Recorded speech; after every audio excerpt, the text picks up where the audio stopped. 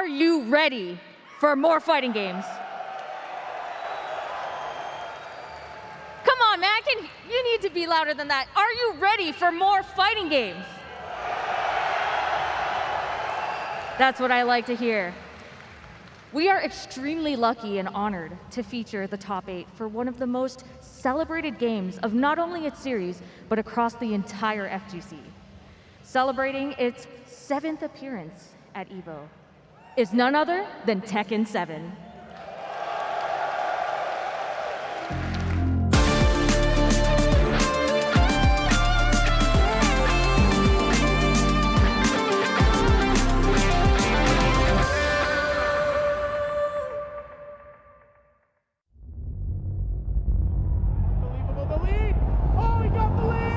Breaks on the combo. Oh, that could have been a blow. Oh, that was a counter hit. So many good rolls here. Unbelievable. Final round.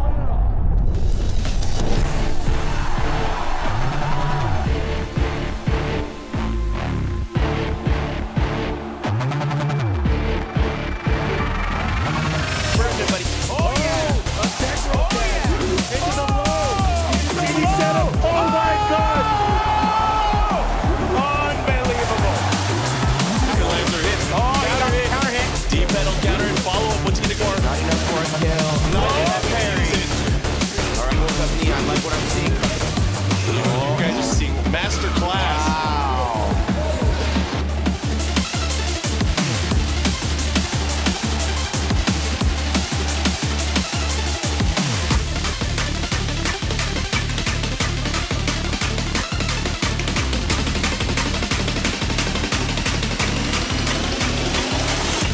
Beautiful whip punish on the close. Fails the ball pick. Great dog closes the round. That's leading the up hit. Round dog is down and flipping here. Gaining! Oh my goodness! Oh, what the hell kick was that? It's the Dog Crusher! The Dog Crusher!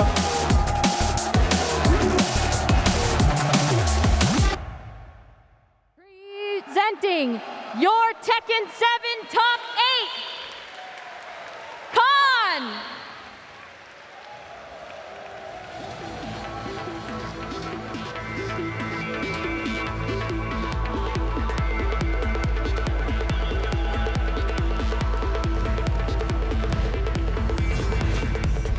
Super Akuma!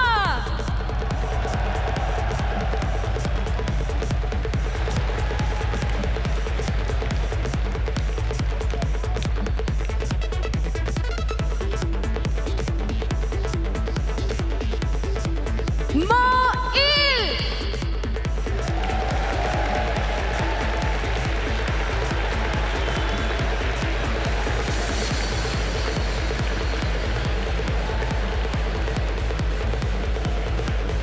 Knee!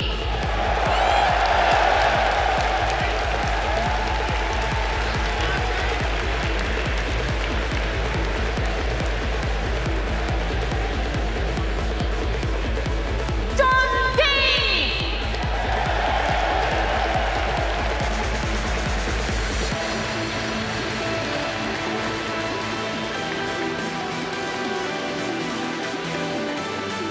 Round 2!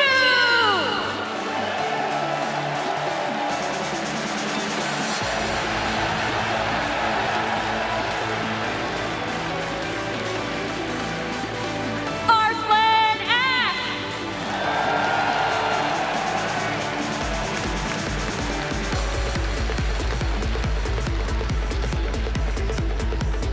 And rounding out your top 8, Piña!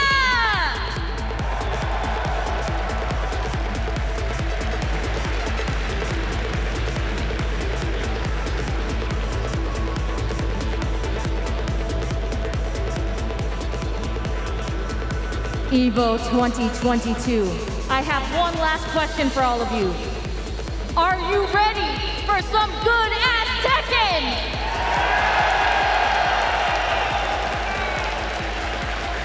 All right, let's get it started and head over to our commentators who will break down all the action for you.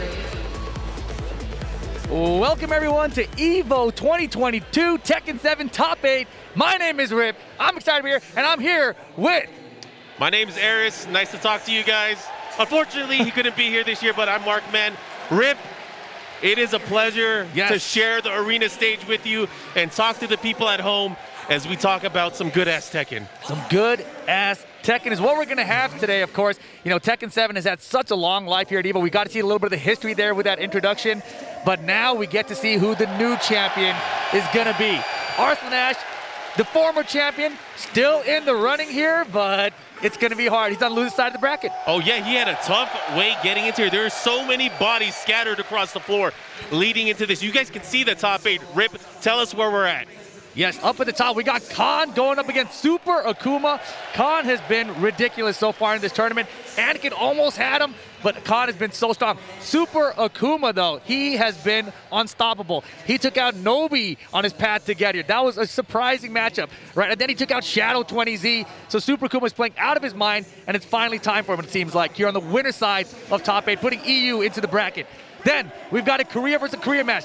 Mayo with the Geese Howard taking out big names along the way, along with Knee. And let me tell you right now, Knee has looked like a robot, absolutely unstoppable. Oh, yeah. And then, of course, the losers bracket, we have Jun Ding, Rong Tu, former Tekken World Tour champion, and, of course, the last live event EVO champion, Arslan Ash, in the losers bracket. He lost a Shadow early on in the pools.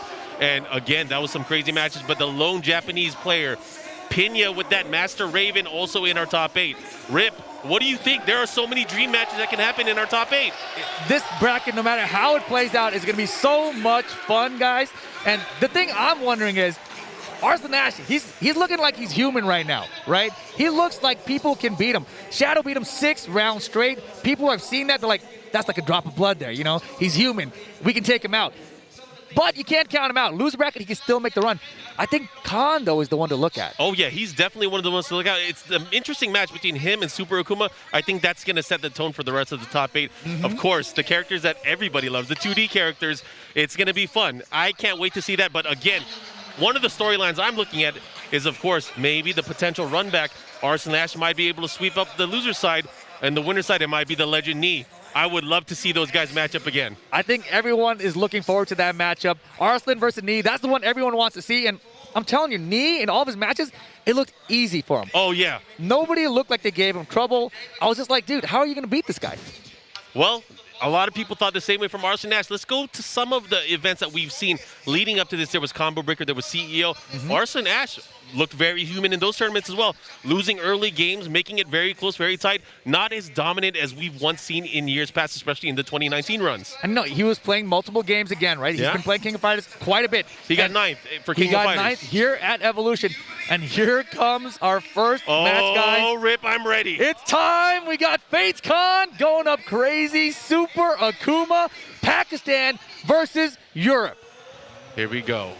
Allez France, Super Akuma, of course, the perennial Akuma player. Of course, not only is it in his name, he has been using Akuma throughout the entire lifespan of Tekken 7, since Fated Retribution, up until the release of the console version. And I was going to say, you know, I think he's prepared. This is the most I've ever seen him prepared. He did great at CEO, got a top 8 finish, did not do too well in that top 8.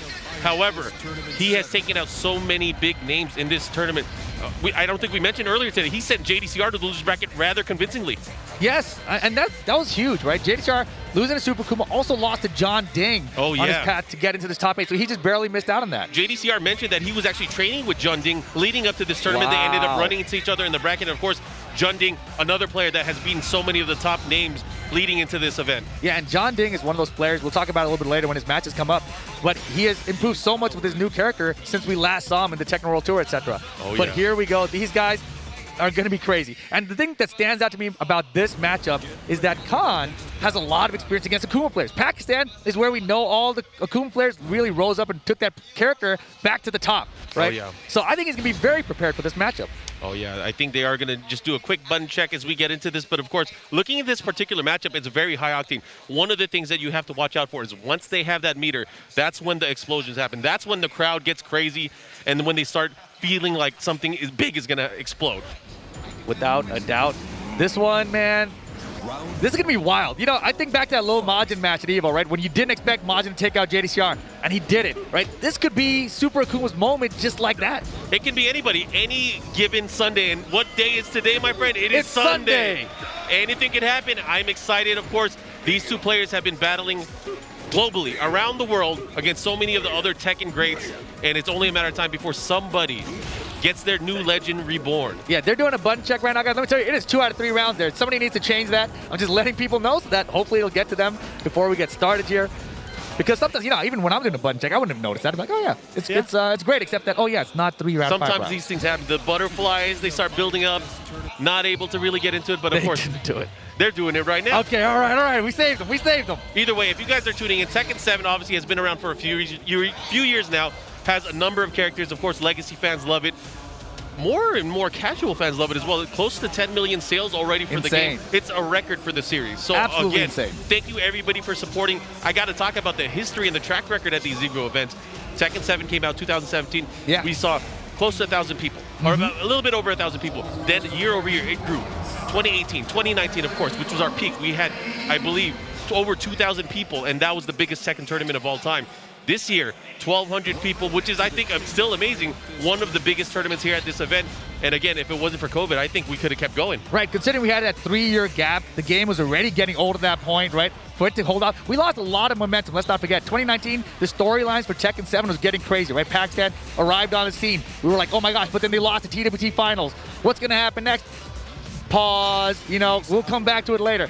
Unpause right now. I don't look at it as a pause. I look at it as the anime training arc. It is. It is the training arc, and now the fruits of your labor are starting to show. The match is starting, Rip. Yes, it is. The crowd is getting into it. From the initial reaction from the crowd, it looked like people were heavily backing Super Akuma out here. So Super Akuma versus Khan. We got the Akuma. We got the Geese. Howard loading in there. They're going to be fighting on the Forgotten Realm for our first game to kick off the top 8. Oh, yeah, and this stage is filled with not only walls, but floor breaks, which can lead to more and more potential damage. If you guys have not seen a battle here yet, you are about to be treated because this battle is about to explode. Oh, yeah. Capcom versus SNK. Wow. The battle of the 2Ds here in the 3D universe. Akuma and Geese. Watch the meter. Watch the fireballs. Watch the Repukins. Oh, yeah. Khan, one of the most solid defensive players out of Pakistan. Arslan Ash on record to say that he is probably one of the toughest competitors that he has to go up against in his local scene. And the way Super Akuma's been playing in this tournament, at least, he's been very brave. A lot more down forwards than I'm used to seeing from him. So he is basically unafraid. He's really forcing his opponent to really play in the moment. It's crazy that he's done as much damage as he's already done against Khan. All he did was a jab hit, counter jab hit confirm. And not only that, he's holding on to the lead, but he's going to have to be careful. They're both very close to a full meter, or a first meter, I should say. Oh, he drops the hit. Doesn't get it. He went for a counter mid-count, didn't fight it either. Time went down, no counter hit at least. Time went down, spent the bar. That's kind of big. Super Akuma going to try to hold on his ground, jump over. That is one way to deal with fireballs. You have the jump arc, and of course the 2D jump is a little bit crazier for these Tekken characters. Downstairs. Oh boy. Lights him up. Here we go. What's the mix? Goes for the demon flip. He stays on the ground. Doesn't want to mess with it. Dash under, got your back. Wall splat's good. He should be going downstairs as well. Let's see what he does. Quarter circle back. 2, yes. 3. Oh my gosh, re-splat the combo. Oh, he let it bobble. He dropped it. It's a little drop there. Khan, maybe a little bit of nerves here, man. We're in an arena. There's 10,000 people out here. Gets another wall splat though. Good confirm. This should be the round this time unless something. Oh, the wall sideways. Okay. It's okay. He got lucky that the meat of that hit ended up taking the round. Here we go, tied up on round. But it's Super Akuma flirting with that meter, flirting with that damage. Here we go. He's going to get the jab float. He's going downstairs. Yeah, he's got to get to the wall first. Here we go. Takes him down. This is going to hurt. He's going to go for a reset. Maybe no, he lets him drop. He wanted a pure 50-50 for the unscaled damage. Interesting choice here. Round count tied, of course. Man, I mentioned the JDCR match versus Lil Majin. It's the same stage. It's the same stage. Look at the time. Look at it. Look at it. Oh, my goodness. We're not there yet. Here we go. Khan, combo, trying to get at this wall over here. Here we go. The follow-up. What's he going to do? He's pushing. What's the mix-up? He keeps him there. Nice defensive jab option here from Super Akuma. And again, Khan with the pressure. He's going to have to get out. He might get hurt. He's done. He is done. Khan so good at optimizing that meter for damage. A master of this character. And Super Akuma, oh my gosh, he's went for the counter again. Still not fighting it. Super Akuma's got the combos this time, though. Oh, and he's gonna get the wall. This is gonna be big. He's gonna go for the side splat. Goes for another hit. Here we go. Watch out. You can't tech roll. Oh, Don't give me it again. he got caught. He might be done. One mix up. He got him with the mid. 7 golden letters. Yo, final round, game 1. Khan now, down 4, max mode cancel for the pressure. Super Kuma had the jump, man. He went for the air fireball in return. Jumping kick would have probably worked out for him. Maybe float conversion. Yeah, could have hit the hit on the land, maybe get a launch as well. There was a lot of options there, but it doesn't matter. Right now, dealing with the life deficit, going for some risk here, the down 4s. He does that Caught him! He caught him. He clipped him with the forward 1+2. He's going to push through the wall. One mix up. This is going to be big. What's he going to do? No meter on Gee's side, though. Yes, but Super Kuma has 1 bar with the Kuma. He spent it there! This is big. He has He rage! Oh my gosh, can we get to the other wall? He's trying, he got him, he got the wall, jump over, doesn't get the tech, gets down for it's good. He still has rage. Demon still available, didn't have meter to confirm. No way, is he gonna go for it? Let's see what he Max does. mode mix. Oh, Float doesn't get the conversion. The block's good, 10 seconds. Oh my God! I can't believe he did it. Oh, the second hit of 1-2. He moved and Khan capitalized and got that first game. Tekken 7, we haven't changed a bit. This was just the first game, Rip. First game of the top 8, down to the wire, Forgotten Realm.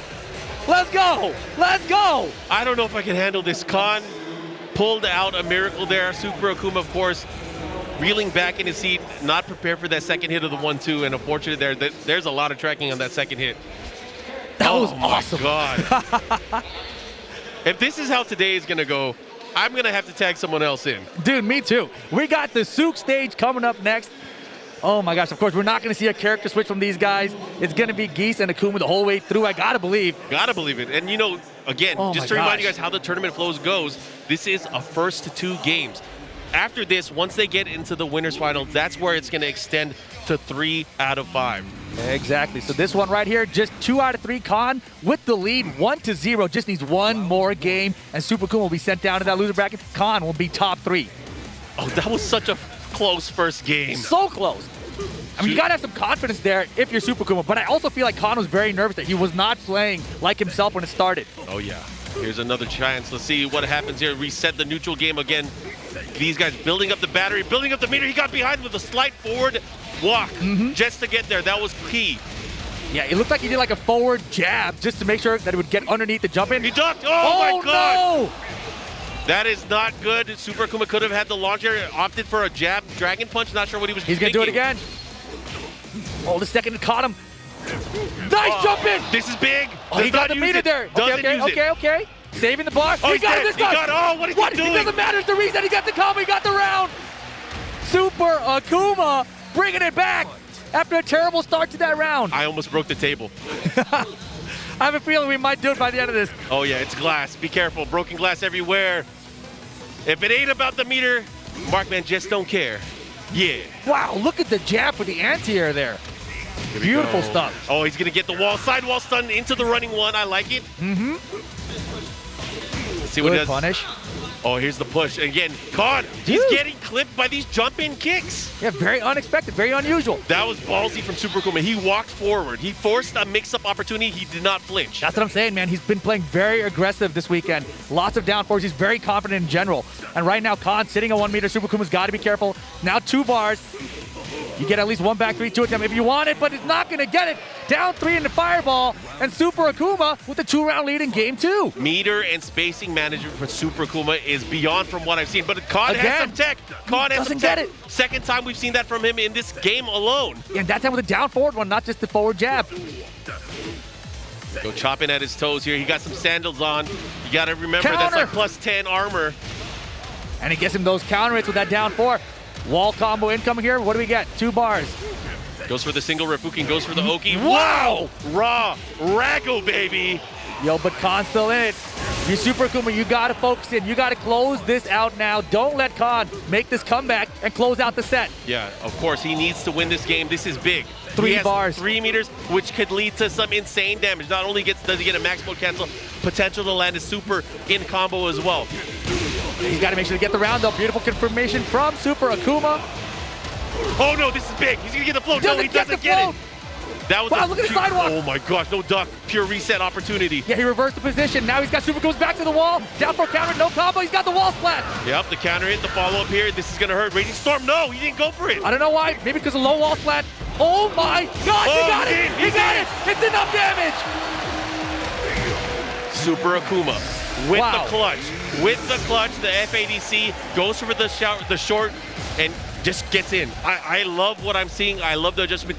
He is not afraid to get up close and personal with Khan. He's been very confident in his movement and his approach, right? Even when Khan knows the tech to get underneath the jump ins or the demon flips, you know, it doesn't matter. Those rounds were still going to Super Akuma. And that's the thing too, is like if it's not clean hit, I don't want it. And he's been playing so clean. He has been playing so clean.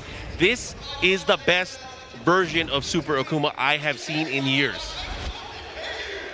And again, man. you have to remember, Oh, man. Pakistan is good against Akuma. Very good against Akuma. You cannot understate that. You know, this is the region that really put him back on the map. But Super Akuma, he has so much experience beating top players from around the world. He's traveled to Pakistan to train there. So he's used to how they play against Akuma as well. All right, here we go. The final game between these two, so much on the line.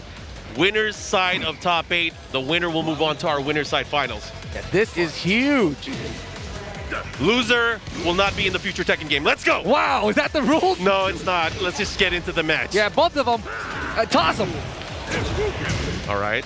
Backs up here, of course, the Dragon's Nest throwback stage to a fan favorite, Tekken 5. I love it. As we get into the action here, again, finding that... No. Dude, he has got some tools now. Down forward one all day with the checks, and it's because so many down fours from before, right? And I think if you're watching Super Akuma make it into this top 8, you saw all those down fours. You know, Khan probably went back and watched some of the tapes. Look at Impeccable this. spacing and whip punishing here. He goes for the grab. Nice break again from Super Akuma. Good patience there from Khan, back refishing. He knew he would have the meter if he hit it. Oh, nice punish there. But he's got to be careful. Super Akuma's made so many Oh! range comebacks. What the heck? He made it safe. Oh my gosh. Bro, this is giving me a heart attack. That was ridiculous. Here we go, round number 2 here. Khan with the lead now. Super Akuma had to use that meter to make it a little bit safer, but unfortunately does not have it going into this round, which could lead to, whoa! At first you don't see, keep going for the throw. More throws. They're working. He could have punished. He does get the punish. I didn't think he was going to get it like that. Get the wall bounce with it. Combos incoming with rage now for Super Akuma. Oh, bad position. Super Akuma's going to have to be very careful. Oh, that could have been it, and that is... Such a good. Geese walk has and good walk. wings. Yeah. Geese has good wings. And Khan looking to spread his wings into the winner's final if he can get one more round. Super Akuma needs to make 3 rounds straight for this comeback here. See what happens here. Super Akuma, of course, getting close to half of his bar filled. Will he be able to explode? He does. Khan's reads for counters have been terrible. He's made like 5 or 6 attempts. None of them have worked out. Oh, he tech rolled, but it was a Super late late, tech. super late. Yep, here we go. Opportunity to rage. Oh my gosh, that wall messed him up. He could have gone for a rage, or I'm sorry, he could have gone for something just to get some extra damage, but he was not able to do Good it. position. He's done. This could be he it. is dead. Rage mode. Spend it. This should be it. Rashomon He's for standing the up already. victory. Oh my gosh, and that's gonna do it. Khan takes it, and he is moving on to our winners finals. That puts Super Akuma into the lower bracket. No, the losers bracket. Yes, sir. Because he's gonna have to think about what just happened. That was such a close set. It started off super close, right? That first game down to the wire, and Khan really held on there. You know, if that first game had gone to Super Akuma, it would have been a completely different set. We went over 2-0. But yeah, Hitbox Super Akuma is going to have to live and fight another day. We will see him a little bit later on today, but wow, oh wow, what an opening match here for Tekken 7 at EVO 2022. I love what I'm seeing so far. It's great. Yeah, and like I was saying earlier, Khan seems to be like a favorite here. Everyone's been looking at Knee. He's playing impeccable. But Khan, he's kind of the people that everyone's overlooking. Everyone's thinking about Arslan Ash versus Knee. But Pakistan, we got 2 representatives here in the top 8. And arguably 2 of the best players out of Pakistan. Exactly. And Khan, we just saw it there. You know, even when he's fighting from behind, he's able to adjust, able to adapt. And there you have it. You know, he's in the top 3 now, winners final. Oh yeah, and we're gonna go to the other side of the winners bracket as well. Moyle versus Knee. That is gonna be a banger. These guys play against each other a lot, especially in their local tournaments, their online tournaments, the Africa Tekken League. There's so many times that we've seen them play against each other, and I feel like this is going to be all on Moyle, which is, I mean, he uses Geese. Geese is his main. He uses a number of characters, but the problem is when you go up against a player like Knee, Knee can use the entire cast at the highest level in tournament and play. Lately, Knee has been using that Feng Wei. He knows the way, and the way is Yep. Fang way. Yep. And let me tell you, the way he plays Fang, it's so aggressive. And he's aggressive with just movement a lot of times. You'll see him just using the side steps, the back dashes, even the forward dashes, the crouch dash cancels into while standing attacks, and he just keeps the pressure on the opponent. And it seems like they're poking back to try to stop him from doing all that, and he just takes it. He's like, all right, you're going to get a couple pokes, but eventually I'm going to sidestep you, and I'm going to get a bigger punish on you than you are hitting me. Oh yeah, and he definitely has those combos down. He knows the distances. He knows how to optimize for the wall. Knee is a learning computer. He is a machine. Yes. Everyone has known this for years and years now. So I'm very interested to see what goes into the matchup and which character Knee is going to pick from the outset, because I think that really is going to dictate how Moyo is going to have to react in this match. Because again, lots on the line. Short Right. set, 2 out of 3. Yep. Winner gets Khan. I mean, maybe Knee is playing 3D chess, and he's looking at the bracket saying, okay, if I lose this one, I play Arslan, and that's what I want to do. So I'm going to lose here. He's not that crazy. He is not that crazy. No one wants to go to the losers bracket. If you're Knee, I mean, honestly, this weekend watching Knee play, it's the craziest, best Knee I've seen in a long time. Literally every top player he's played has looked bad against him. He is stronger than Ultra Hard Computer. It's ridiculous. It's crazy. And all I've seen from him is Fang so far. We know him for other characters, DePaul in the past, the Brian, of course, everybody knows him for. But this Fang, it's the character that he's picked up throughout the lifespan of Tekken 7. Remember the Rev Major match with JDCR? Uh-huh. That was his Fang versus the Dragunov, right? And then a couple years later at EVO, he still had the Fang. So it's a character that's come and go throughout the life cycle. Now it's back. It's arguably one of the strongest versions of this character ever. It's also one of the strongest versions we've seen of Knee. Yes. Knee, again, Yes. a powerhouse. Again, multi-character master. Most known for his Brian Fury. And man, if he pulls out Brian, the crowd's going to go nuts. Do you think he's a crowd pleaser? I mean, the crowd loved him. I think he got the biggest pop out of everyone out here when they were introduced. So they love him, but I think he's here to win, right? You got to remember, as good as Knee is, he has not won an evolution for Tekken 7. Yeah, not an EVO EVO Vegas. Worlds. Yeah, he won EVO Japan. Yes. But let's see what he does. Oh, look, he has his icon as Fang Wei. I feel like we should default his icon of Brian always. Just to inspire him, remind him. Yeah, remind him. But you want to do a Heihachi chant? With Brian Fury? No, just do a Just do Heihachi chant. a You're Heihachi known chant? for that. That's you. Hey Hachi, hey Hachi. I mean, we don't got one here, right? There's no even potential Hey Hachis in our top You can't 8. say that. With Knee playing, That's there's true. always a That's potential true. everybody. That would be sick. I'd be down for that. We've talked about Take and his character choices and what he brings to the table. But last night when he played against JDCR, he brought a Devil Jin out that was so fun to watch. It was JDCR's Armor King versus Take's Devil Jin. Fantastic match. I think we have some of it recorded. We can try and upload it all later. But Oh, man. yeah, we got a ton of off-screen matches recorded. So let's talk about the international players that made it out to this event. Take, dude, there were so many players from Korea, from Japan, from Pakistan that made it out to this event. Obviously, not a lot of them made it into our top 8, but there were just too many killers. It's nice to see everybody coming back. Oh, it's so cool. And, Moyo, he's one of those players that everyone knows is a killer. He is one of the best players. And he's on the winner's side of the bracket out here. He is taking out top players. He is probably one of the best chances to stop Knee. But yes, here he goes. What characters are we going to get from Knee? Is it Fang? I think don't it might know. be Fang. He's floating. He is floating. He hasn't locked in, but he has now. There you go. That's what it's about, that EVO trophy. This is the way. This is the way. The Fang way. Geese Howard versus Fang. And yeah, we're going to see a couple Geese in this top 8. We're also going to see a couple Julias in this top 8. That's a character that's, kind of grown and risen as people have looked at the character, and over these years, players have gotten better with her. So it's going to be very interesting once we get to the losers bracket. I'm going to ask the real question. You think we're going to see Panda in this top 8? We could. We've never seen a Panda on the top 8 stage at EVO. It might be fun, but we're going to the opening stage here. Infinite Azure 2. Geese versus Fang Wei. Korea versus Korea. Some jabs early starting off. And Knee very poke heavy, right? Very movement based. So you're going to see right now, look at him. He's fishing with those low parries. And I'm going to say this straight up. I don't think we've seen a character, especially with the improvements that Fang Wei has, that fits Knee's aggressive playstyle as much as Fang Wei does. And no, let me tell you, like I said, against all of the top players, Knee has looked ridiculous, right? Like a robot, a machine, whatever you want to call him. But this right now, the way this is starting, Moyo is kind of playing the same game back at him. It's mainly movement, a lot of little pokes, and it's adding up. And look at the life he's got. No one else has been able to do this against Knee so far at this tournament. Oh yeah, he's chipping away. Again, Moyo, a lot of people say he is the best Geese, hands down, around the world. He got some tricks that a lot of Geese players don't use. So we'll see. Oh, my God, the 1+2, the follow-up. Is he dead? Is he dead? The Rage Art's coming. No. Decides to save it. He's got the time advantage. Oh my Ducks gosh, the high. he's so good. He makes you think that he's just moving around, randomly, but everything is calculated with this guy. This is the best version I've seen in a long time. Oh, yeah. And again, maybe it's that thought that we put out there earlier. He wants this EVO title. He's not yet had a title for Tekken 7 for the big show. Could be his time. Back Kempo step, doesn't find it. And again, these players so comfortable just with dashing in front of each other's face. Most people would be panicking, but these guys, again, fearless. One poke at a time, really.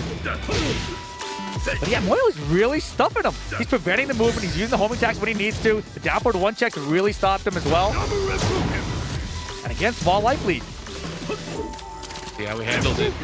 Slight life lead for Moyle. Good throw break from Knee, but Knee's behind here on life. 10 seconds left to go in this round. Good look at the sidestep in there. Down back 3 counters though. 5 seconds on the clock. Time's a wasting. He does have the life lead. Knee is starting to pull away. What's happening? What He's are you out doing? of there. Well, and he blocked it down 4 at the end. He blocked it at the end. He's like, yeah, you need a big chunky hit. It's going to be the down 4, and I'm going to block it with like 0 seconds on the clock. You're not stealing it from me. And traditionally, that is the Knee playstyle. He will whittle you down to the very end. But look at that Knee with the 2-round lead here. Moyle's going to have to really find some ways to get in. I don't think he can bet on the end of every single round. He needs to do something here. It feels like he's trying to play Knee's game back, and he's doing a great job of it, better than I've seen most players do. But even still, right, these rounds have been so close down the wire, and Knee's still clutching it out. Let's see what happens. Gets the while standing 1-2. I think we need to see the Thief Howard come up. We need the Thief Howard to start using that meter and just steal some rounds away. Like a thief in the night, stealing it away. Gets the hit here, unexpected. He has 2 meters. You better use it or lose it. Again, time winding down Knee with the big lead. Look at this sidestep. Oh, he threw. He threw. He's wasting time. He's running the clock. No way. 5 seconds. You can't do nothing. Do that 10 more times. Wait, he actually might win. He might win. Oh my He's God. gonna get the round. How did he get hit by that? Because he believed he had enough life to just take all the down forwards, so he didn't even try to block them. I mean, that is a characteristic from Knee as well. He does not duck. He does not duck. He does not want to get broken down or get hit by a mid. He thought it was calculated, but it's shadow time. It's not Knee time. Not yet. Not yet. Let's see what happens. Again, these guys going back and forth. This is a very nice backsway blow from the Kempo step. No throw breaks on these 1+2s. Oh, he's nervous. He's not ready for it. Let's see what happens. Knee is with a huge lead here, but Moyle, he does have rage. That rage art does so much damage if he can land it. He's about to get some meter. Never mind. Never mind. Knee got this under control. Stay with the offense. The defense failed you in the last round. And Fang is a poke machine. Oh, yeah. That's a nice jacket. You think he's warm? You think he's sweating? He's calm and controlled. He looks like he's got this. He's got like fans inside it for ventilation. Oh man. Very fancy. Man. All right, these guys getting ready here. Game number 2. Knee with the lead here. Again, Khan from Pakistan waiting on the other side of the winner's bracket. These guys might be going up against each other. I am excited to see how this plays out. We're not even at the loser's bracket yet, but you guys are tuning in. EVO 2022, some of the best Tekken players, some of the best good-ass Tekken that you're going to see. Yeah, and definitely one Korean going to be in that top 3, right? Because both these guys from Korea, and it's going to be a Korea-Pakistan winners final regardless. Oh, God. Talking about the diversity that we've seen in our top 8, unfortunately, we don't have a North American player, but we do have 4 different regions represented, and I love to see it. It's nice to see. Anyways, we're going to go back in. It looks like we are fighting, oh my gosh, the Abandoned Temple. Oh boy, all right. Knee needs one more game to get in that top 3. Let's see what Moyle's adaptations are going to be here. Because the poke game and trying to use the same movement against Knee is not working out. Oh, yeah. He's going to have to figure out a way to kind of cut him off at the pass here. He needs to take control of the momentum. The thing is, with momentum in Geese, it's so dependent on whether or not you have the meter and you can explode a certain time. Good block. He tried, again, these down 4s. He got maybe Knee was playing possum the whole time. Get that confidence. Do your down 4s. Let me block them when I need to, and I'm going to destroy you. Yeah, remember that round where you hit me with 3 of them in a row? Not totally today. Works, dude. Yep. Keep doing it. He's putting the bug in his ear. Do it again, Moyle. Do it again. Do it again. Side step, hop kick. Snap. Knee. Another thing that was unusual to me. Knee using hop kicks. He's not a hop kick person. But he's using them now. Not even just off the sides, sometimes just in neutral, standing still. That's the thing. I feel like Nee is one of those players too. His hop kick, if he's going to do a hop kick, it's going to hit. Yes. He's one of those players. Anyways, we're going to go into the action right now. Slight life lead here for Nee. Moel's going to have to turn things up. Otherwise, it's going to be too little, too late. And Nee's so calm, right? Time winding down every single round. He's like, yeah, but life bar's about even, which means I'm winning. Because when it comes down to the post at the end, I have the advantage. He's so good with his sidestep left. Trying to build these opportunities. Not going to get the punish there. Nee right now looking to close it out, but there is Rage. Time again, back for Fish Hook him. Get him out of here. Nee 1 round away from going to winner's final. Here we go. Such a dominant performance so far from Nee. He's optimizing. He's making things happen. He's going to get the wall. Hey! Why are you moving? Where are you going? Get off me. 1+2 throw. No ducking that high. Moel's in trouble. All right, the follow-up here. Nice punish. Let's see what he does here. There's a huge life lead here for Nee. Moel on life support right now. How is he going to react? He does have some meter. He's in big trouble. He's in big trouble. Can't find any big opening. Nee's not letting him have nothing. Back tempo step, and that will be enough. Nee 2-0 over Moel. He's going to the winner's final to face Khan. Khan has have to be watching this match with so much intent because, again, he uses Geese as well. He has to be shook right now. He has to be shook. It doesn't matter what character you're using. Nee is so comfortable fighting against all the characters with his character Fang. I don't know how you stop him right now. I don't know who can stop him right now. It's insane, but man, I can't wait to see. We will see both Nee and Khan later on today as they play in a longer set in our winners finals. And oh man, losers bracket. You ready for that? No, are you ready for that? I'm totally not ready for that, dude. EVO 2022 just getting started here. We got our first matches on the winner's side of the bracket, of course. Khan taking out Super Akuma. Nee right now taking out Moel, which means they're setting up, of course, winner's final top 3 guaranteed for both of them. Of course. Guys, we have more Tekken action on the way, but we will have to take a quick break, and we will be back at EVO 2022. Hang in there. Tight. Unbelievable that we're still playing. Even the fact that we're here now is a miracle. Let's see if Nee can carry the momentum. Nee, all the confidence and all the training and all the traveling. Here we go. It comes down to this. Devil Jin versus Kazumi, tied up. Okay, aggressive. Arslan, aggressive counter hit. Maybe too aggressive. Yeah, counter hit. And the wall. And then the steel battle, the follow-up, and the hell sweep. The block. But this time Arslan Ash ready. And he's going to get the wall.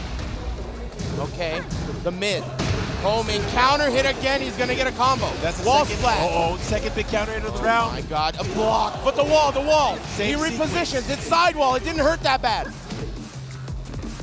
Oh man, rage. Both players. Woo! Last opportunity.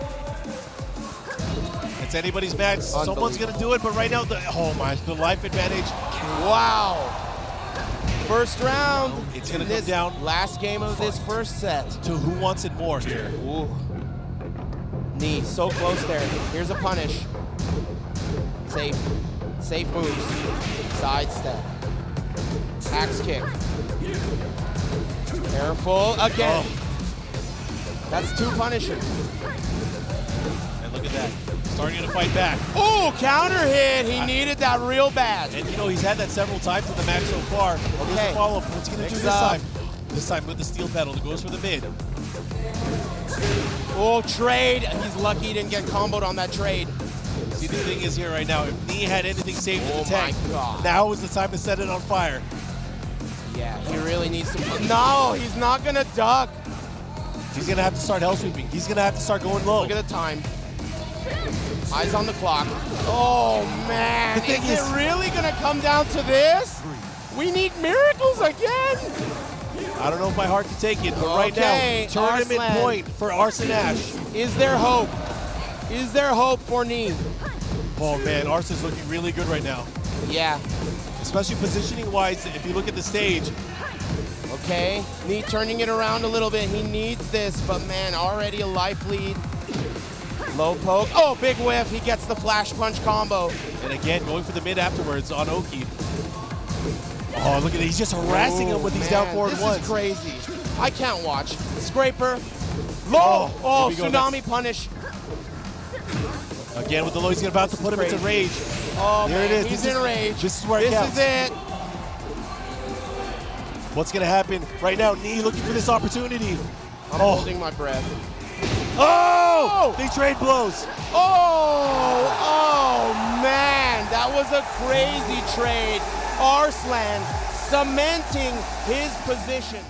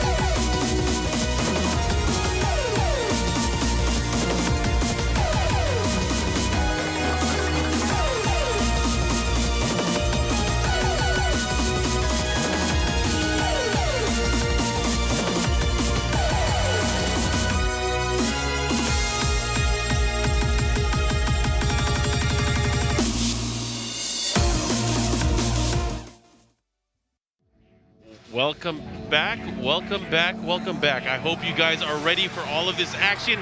Tekken 7 back here at EVO 2022, and we are about to get into the heated moments of the losers bracket. Rip, are you ready for this? This is about to get wild, man. We're gonna have Rangchu going up against John Ding. Both players got the Korean flags, but we know Rangchu living out in Japan now. This is so weird. If you look at the stage as we were panning in there, we've never had Panda on this stage, and he barely fit on the icon there. He's so big. Or Is she, it I'm Panda sorry. time? It is, maybe it's Heihachi time. You never know. Maybe it's Julia mirror match time. That's what I was thinking, but I don't think people are ready for the party crasher yet.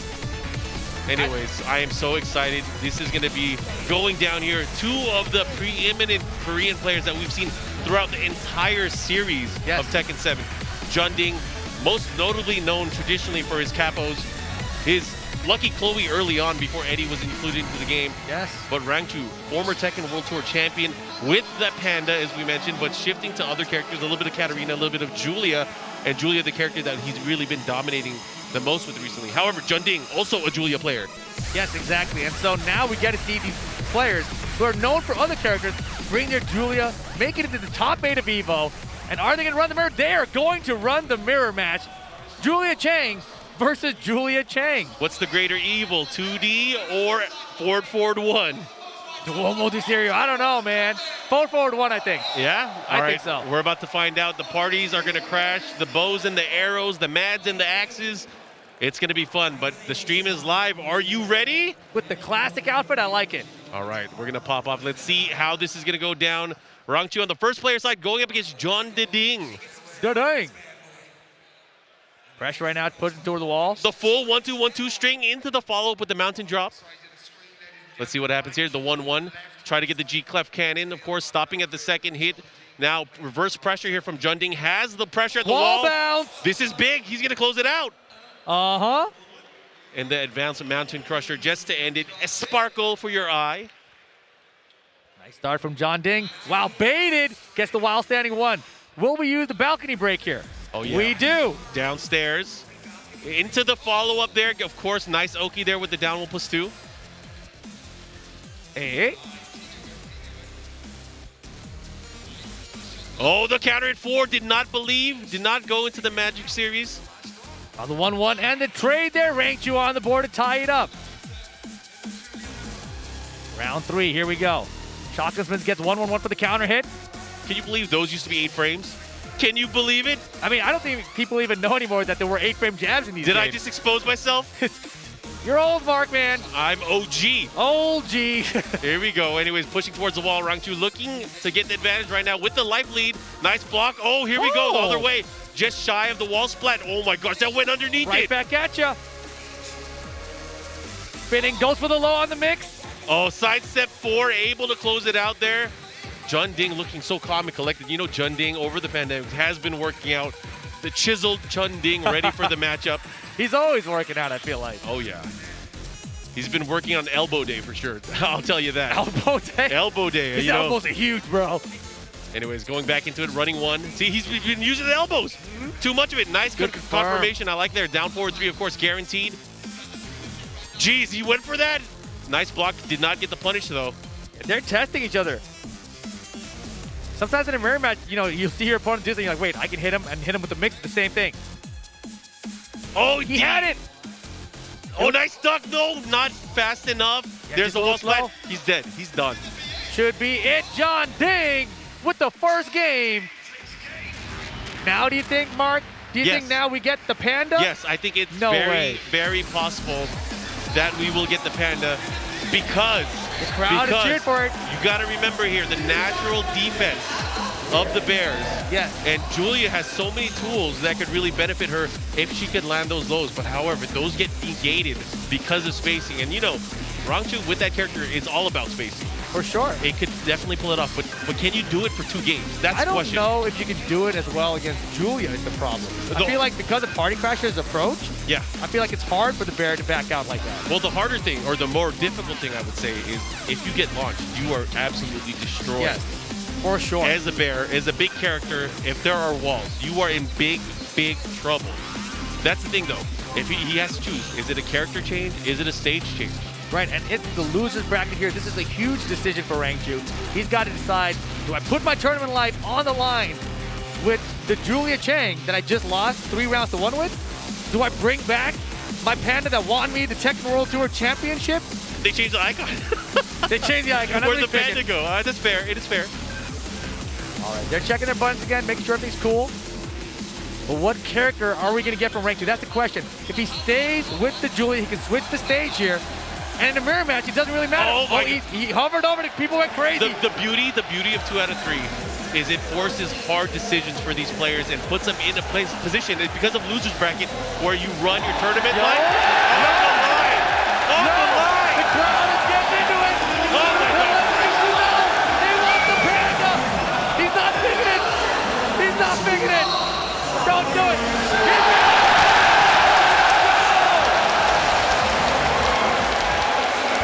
Julia's and Geese's and Bears, oh my. Oh my. Okay, this battle is gonna get crazy. Oh, this is tight. That's Bears. The Bears. Game on. I wasn't ready for this. No one's ready for this. Historic on the EVO stage. We got some Bear action. This is cool. I still think it's an uphill battle for the Bears in this matchup specifically too. In this stage. As well. Yeah, this is a perfect stage for Julia. So the odds are stacked against Rangchu here. But again, wow. No one ever would have guessed that Rangchu could have won a TWT championship with the Bear. Oh, the other side, he got so lucky the spacing was off there on the juggle at the wall. Oh, he's dancing in her face. Nice, gets underneath. Nice while standing 4. No punish there. Nothing. Uh-oh. Could it be? Dude. Maybe Junding didn't practice or doesn't know this matchup? It's not even that. People aren't used to playing against the Bear at this level anymore. Oh, that's going to be a pickup. Oh, No he doesn't miss his pickup. elbow. Mad Axe is going to connect, though. We got a chance. We got a chance. No. Went for the big bet against that. Doesn't find it. And that's the thing about grabs against these Bears, right? Your arms go into the Bears' big hitboxes, their body. You can't see it. Oh, very good. Nice little parry. He's going to get the wall as well. What's the mix-up? Goes for the power crush grab. Unable to get the pressure here, but doesn't matter. Rangchu with the control right now. Nice spikes. He's going to have to be careful, though. He cannot keep relying on that. He's going to have to find other ways to pressure and test Junding. He got the G-clef. That wasn't a big combo. He got very, very fortunate. The whip. Another G-clef. Another wall splat. Oh, this could be bad. This could leave him with rage. Oh, the rage is confirmed, but he can't get hit. If Junding gets hit, it's over. It doesn't matter. Junding on set point now. Rangchu might get eliminated here. He has to turn it up. Let's see what it is. He went for the Bear uppercuts. He's trying. He's fighting with that Bear. Oh my gosh, what an interrupt. So brave. But Junding looks very composed right now. And it's looking rough. It's looking rough for the Panda. The brakes on, no punish. What's going to happen? Again, life deficit. Very concerning here. Oh my God, no punish. Rangchu's not believing. That's the wall bounce. And that should not happen. What happened? I don't know. Oh, I thought you should have committed. Doesn't matter. Junding, though. 3 rounds straight.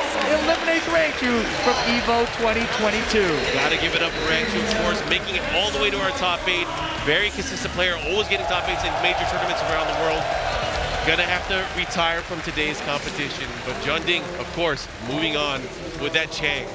And you know, you see the friendship there. 7th place for Rangchu. And this tournament has been so difficult. If you were watching the top 48 last night, just heavy hitter after heavy hitter getting eliminated, going out at like, 21st, 17th, you're like, man, that guy's out at 17. It's like ridiculous, right? So even our former TWT champion, Chikarin, out earlier than most people expected him. Yeah, it was a bloodbath. I mean, if you guys watch any of the action from yesterday or even look up any of the action, I know there's a lot of people that took their own footage as well. Impossible to get every single match, but the beauty of it was there were so many good matches going on throughout the entire day. But I hope you guys are able to relive that. But right now, we are in the top 8. We have the other losers bracket match that will be coming up. You want to tell us about that match and who we're going to see? This next match is going to be a good one because it's the defending EVO World Champion, Arslan Ash, returning to the stage to go up against Pina from Japan. And Pina, let me tell you, he was a hero yesterday. Oh, yeah. Right? He had the craziest clutch comebacks, the craziest pop-offs on the stage. It seemed like EVO was designed for Pina because we've seen Pina travel to the U.S. in the past and sometimes, kind of crack under the pressure. But not yesterday. It was a whole different Pina. Took out Cuddlecore in his run over here. And the only person that beat him was Knee. And we saw Knee's playing already, right? So that's kind of expected the way everything's going so far. So can Arslan also stop Pina? He's had a day to prepare. We're about to find out. Arslan went on record to say that Master Raven is a really good character. Pina obviously believes in that. Pina known for his mix-ups, high-intensity mix-ups, especially by the wall. And are we going to see that? Because Arslan Ash, very well known for his defensive play. He's going to pick Zafino. That's kind of what we're thinking. He's probably going to use Zafino in this matchup. However, because of that, everybody knows this. Everybody has been training for Arslan Ash and a potential matchup with Arslan Ash over the past few years. Has Arslan Ash showed too much of his skill in the time between now and 2019? That is the question. I don't even think that's really a question. I think, honestly, he hasn't been as focused, right? He's been playing other games. He's doing very well in those other games as well. Just so he has split time, right? You don't have as much time. Yesterday, when he lost, he was playing simultaneously in both games, right? He was going back and forth between games and lost. Now, it's just one game. He had all night. He was already eliminated from King of Fighters. He's like, I have all night to just prepare for Tekken. He knew he was going to have Pina coming up first. I got to believe we're going to get prepared to Arslan Ash here. Oh, without a doubt. So this is a very scary stat, and I hate to call that out. Particularly like this, don't want to curse Pina or anything, but losers bracket Arslan Ash is the most dangerous player on the planet. That's a losers great point. bracket Arslan Ash is the most dominant Tekken player around. I mean, think about this, though. Even if he makes a crazy loser bracket run, right? Even if he does that, he's going to have Khan or Knee in losers final. Like, that is ridiculous. Is it ridiculous? But you got to remember, Arslan has beaten both of those players countless times in tournament play, countless times on big stages. So it is very, very, very possible, very, very probable, but still, he has so many players to go through still. And I want to see, can he do it? There has not been one player for the longevity of Tekken 7 at EVO that has won 2 Tekken titles. Will he be the first one? Will he be the first one? That's right. Man, and if he does it, he's going to do it from the loser side of top 8 too. This is incredible. And if any player could do it, it seems like it would be him. Yeah. Well, we're about to find out, guys. If you are tuning in right now, let everyone around the world know you are watching, you are enjoying, you are consuming some good-ass Tekken. Twitch.tv/EVO. We're also on YouTube. We're on Open Rec. We're on Mildem. We're on a lot of different channels this year. Real global outreach for fighting games. Amazing. We want you guys to love and enjoy all the action that is happening on your screen. And it's fun. Fighting games, someone said this, he's kind of important. Yes. Someone said this, fighting games are something so great. So great. And he's going to be in top 8 for Street Fighter later. Tokido, Daigo.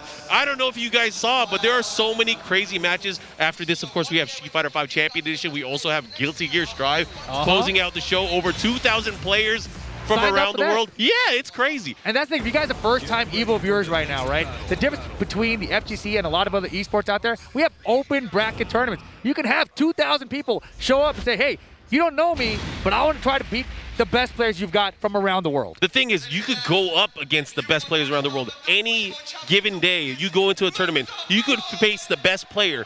That doesn't happen almost anywhere else in esports. Yep. You don't have to go through qualifying rounds. You can go straight up against the best player and attempt to push their stuff in. Exactly. But here we go, guys. Losers bracket action. Arslan versus Pina. I have a feeling. I have a feeling, Rip. If Pina gets the momentum and if he gets the crowd behind him, this could be an upset. And I'm going to say it very frankly, man. no disrespect to Pina. If he beats Arslan, that's going to be a big upset. But he dropped the combo. Look at it. Was it a setup? You never know with Master Raven. Master of Deception. The counter from Arslan to make this comeback. Has rage to work with, too. Every poke dealing a little bit more damage with that rage mode. That flashing red life bar. Get it out of here. Kind of poking me. On point, ready to go for it here. Gonna have the life lead now once the mix-up into the rage drive. Low. Now you gotta guess. Wow, finishing the string. We gotta punish. Rage drive block. My turn. Oh my gosh, Pina with the aggressive turnaround. Uses the rage drive and pressures with that down 3. The mixes are working. The back turn mix so far. And right now, Pina forcing the mix out of that Pina step that we've seen. Yep, counter hit forward 4-3 here. Goes for the damage with the back 1. Follow up, let's see what Arslan is able to do here. Again, the master of movement and backdash. Zafina really complementing Arslan's style. Arslan, when he really first stepped to the scene, it was real pure dominance with Kazumi, making the shift over the past few years as Zafina really came to prominence. Yeah, and I've really been talking lately about how I feel like Zafina is a more beatable character because she has her own playstyle as a character, whereas Kazumi is just basic Tekken. Yep. So I feel like with just basic Tekken, Arslan can beat anybody. So with Zafina, oh my gosh, the counter! I feel like players are learning to beat that character more so than just basic Tekken. So I'm really curious to see if he can make this happen. Oh yeah, that's the thing is like with Kazumi, not really many people can emulate Arslan's style because it was so based on his defensive prowess alone. Right. However, with Zafina, optimal Zafina is optimal Zafina. Exactly, and right there, man. 1+2 on block. Like, are you gonna punish? Because I'm gonna duck, and I'm gonna attempt to hit confirm while standing 1-2, and that was beautiful from Arslan. So good at confirming it. One of the things, however, with Arslan I will call out is he is so good at using and confirming that while standing 1-2 quickly out of almost any instant duck. Peter's living. She's crawling away. She's a tarantula. He got the back. What's gonna happen? How are you gonna do it? Oh my God! Didn't go for anything. Good at rage drive, baby. Oh, the second hit, not ready for it. Arslan very clean opening game. Yeah, it was a mix there from the down forward 1 because the previous round Arslan had done the high extension. Down forward 1-4. Yeah. Did not duck there, right? So this time Peter's like, I got to duck it this time and get the punish. Instead, Arslan's like, no, it's a mid this time. Cannot duck there. Surprise, and that's the thing. Some of the most basic quick pokes, you got to be ready for it. And again, if you're guessing wrong, if you're a little bit preemptive, it could bite you in the butt. And that's where it was when you had a sliver of life left. That's not how you want to deal with it. Maybe it's just better to hold back to block. Sometimes it is. And you know, that's the thing about watching Knee play, right? Like, he's willing to take these pokes. He's willing to try to block his way through things. And then only when he finds these little openings, right? Like off the side, now you whip. Okay, I'll get my jabs here. Side step, you whip again. Okay, I'll get my back for you. Just little damage and he adds it up over time. But here we go. Violet System's gonna be the stage. That's what Pina's decided to go with. That's an interesting pick. I wonder why he did that. I mean, obviously, Violet Systems a little bit more on the thin side going one way, but very long going the other way. So it'll be interesting. Maybe it's for wall carry. Maybe it's to avoid certain distances or combos from the outset against Zafina. Or he might just like the music. That's true. I keep forgetting. There's that thing.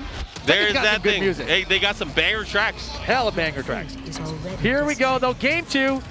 Pina started off pretty strong in game 1 of that first round, right? But Arslan's like, all right, settle down.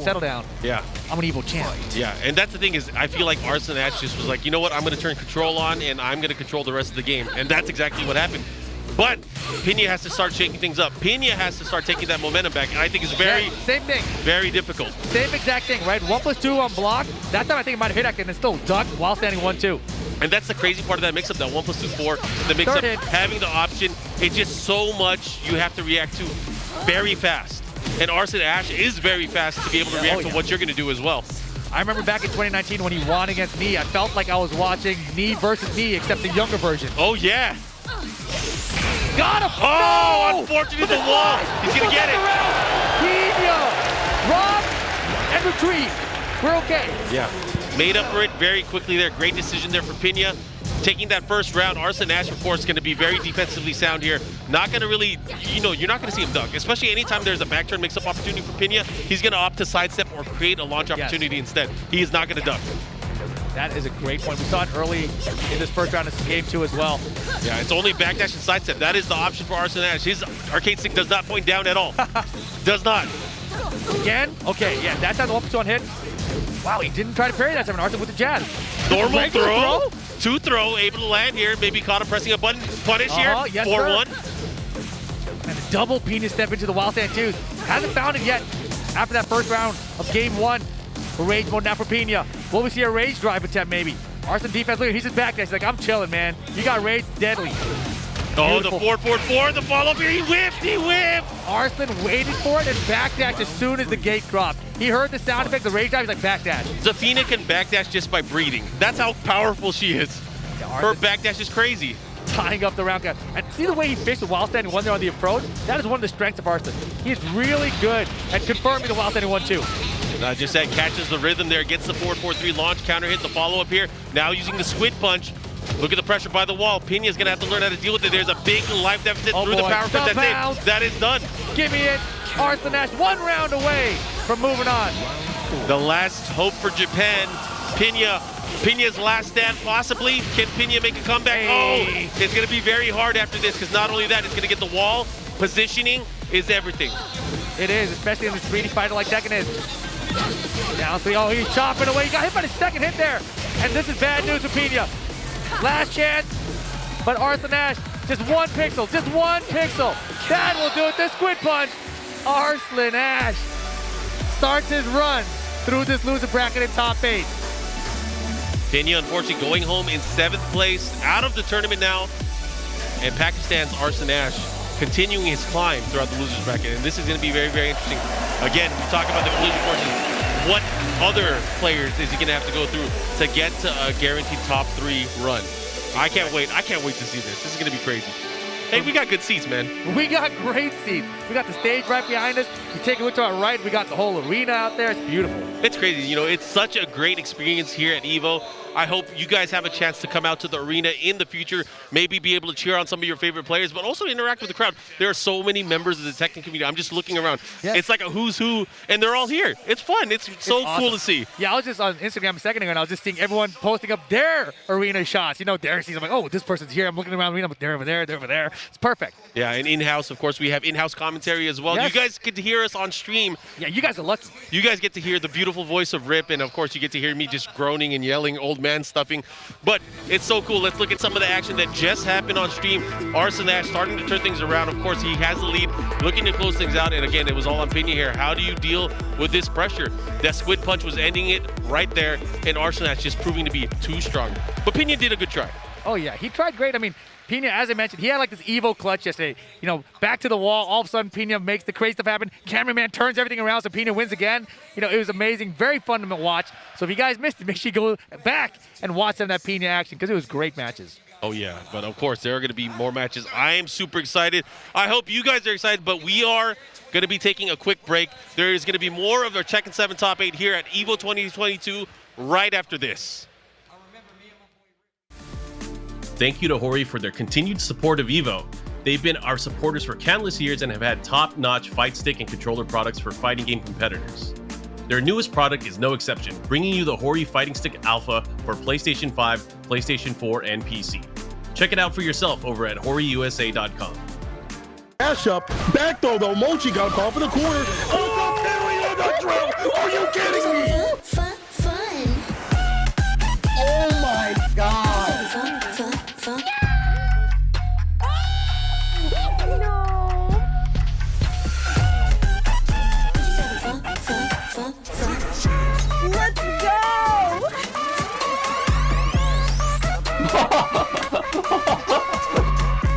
I'm talking about!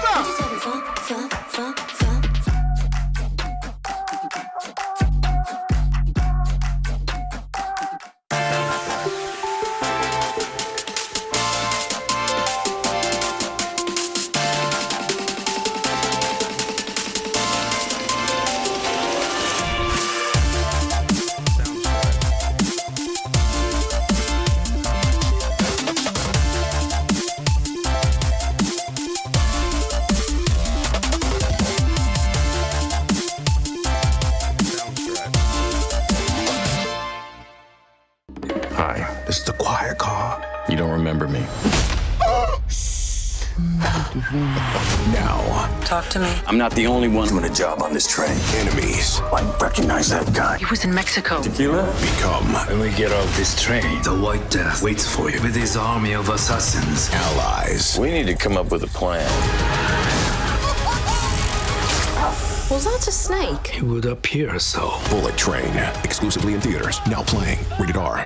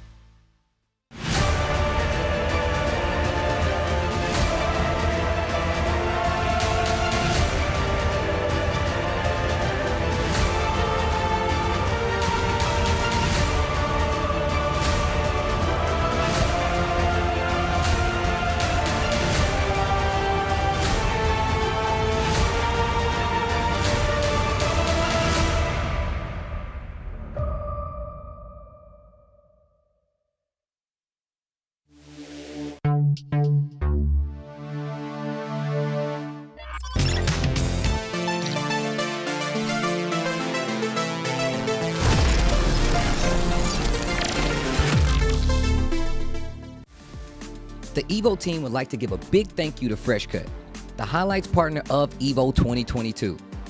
Finally, a dedicated home for gaming's best moments. Find all of today's top trending FGC games, creators, and tournament highlights all in one place with FreshCut.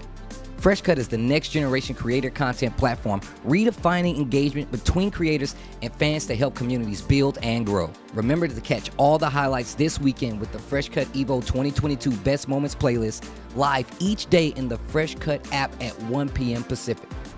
Check out FreshCut over at freshcut.gg/evo. Gordo's in Smash. He made it. He made it. Oh, just shut of the wall. Oh, trying to get the pick up there with the back 2-4. Nice. Again. Crap, dude. I felt like he was so close. Yeah, that barely whipped. That was like the awkward spacing where you're like expecting to block it, but he saw it. Ooh, I like that. I like that crouch dash into that hell sweep. Again! That is the great equalizer in this set so far. You know, Abel, once he started using that side to 3+4, he's been getting a lot of these rounds. That's where a lot of the damage is coming from. And the whip, but the counter it! Nice combo. Yep. It's over. Dang, what a huge counter hit down 4-2 right there. Yeah, not something common we've seen in this today tournament, right? We haven't seen a lot of counter hit down 4-2s from Sergi. And that's not a bad choice against Eddie because a lot of his lows are slower than that speed. And if he does it, he's gonna get counter hit by it. And he can't high crush a mid. Oh, but the blocks too. The blocks and the side step 3+4s is turning this around.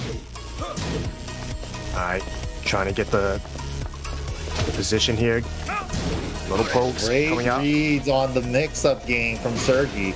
Low crouches that. Oh, chance. This is a huge chance. Double 4. Hell Sweep doesn't even need the extension. Sergi on tournament point. I can't believe he went for it, and I can't believe Abel just let him. Nice slow That's parries. the game, right? Just am I gonna hell sweep? Am I not? Sergi's hell sweep offense and his low defense right now. Searing edge because the hell sweeps. He's so scared. The hell sweeps have been on the turn. Oh, he's alive. Is this it? Is this it for our hero? Oh my God! How is he still alive? He killed him. He killed him. No. It whipped. Sergi, my.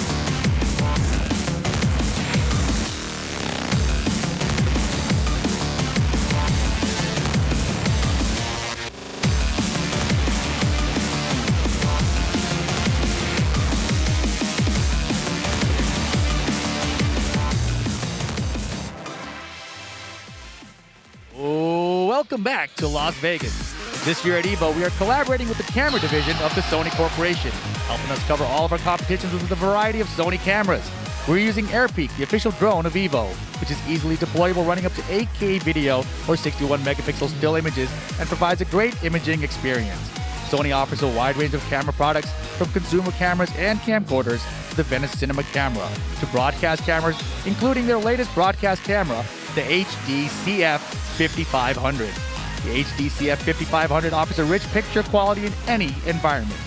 Whether you're in an arena or getting bodied online, Sony helps you capture the moment. My goodness, I am so excited. We are continuing in the losers bracket. There are some killers left in our top 8. And up next, of course, we're going to have Moyle versus Jun Ding. Ooh, more Korea versus Korea action. If you're Moyle, on one hand, you feel like, man, this is cool. I get to play people I know. On the other hand, I'm losing to him. So maybe I don't want to play him anymore. We'll see. And again, these characters, it's going to be an interesting matchup. So we know Geese is coming out from Moyle. Moyle is known for his Geese play. A lot of people say he's the best Geese player in the world. But versus Knee, it looked like it was tough.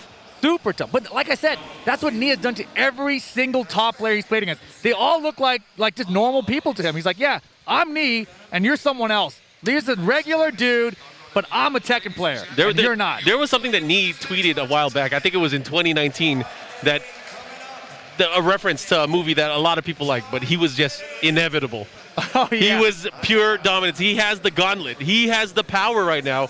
Will he be able to flex on everyone? That's the question. And he is already so far. Anyways, Jun Ding back up on the stage. We saw his epic matchup against Rangchu earlier, and he was able to squeeze it out with that Julia Chang play. I do not think we will see any other character other than Julia. However, he has been using Eddie quite a bit. Even in this particular matchup, when they played recently in Africa Tekken League, he ended up using Eddie, and he beat the competition, ended up winning the competition with Eddie, who is widely considered as one of the weaker characters in the game. Look at this character select screen right now. Jun Ding was hovering his Julia to set his buttons. Moyle went and hovered Akuma. And Jun Ding now hovering to Eddie, setting some buttons. Moyle smiling, rubbing his hands together. He has experience in this matchup. I'm telling you, he might pull out the Eddie. It's very possible he will pull out the Eddie Gordo. He's like, you pick that Akuma, I'm bringing the Eddie.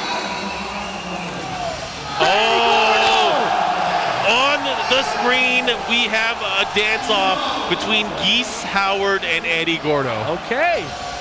I was just talking about this. They had the match like this recently, and Jun Ding ended up coming out on top with Eddie, so he has to have confidence in it. He has to have confidence. In the same turn, Moyle probably had some time to study their recent matchup as well. Exactly. He's built some experience now with this player, with this character.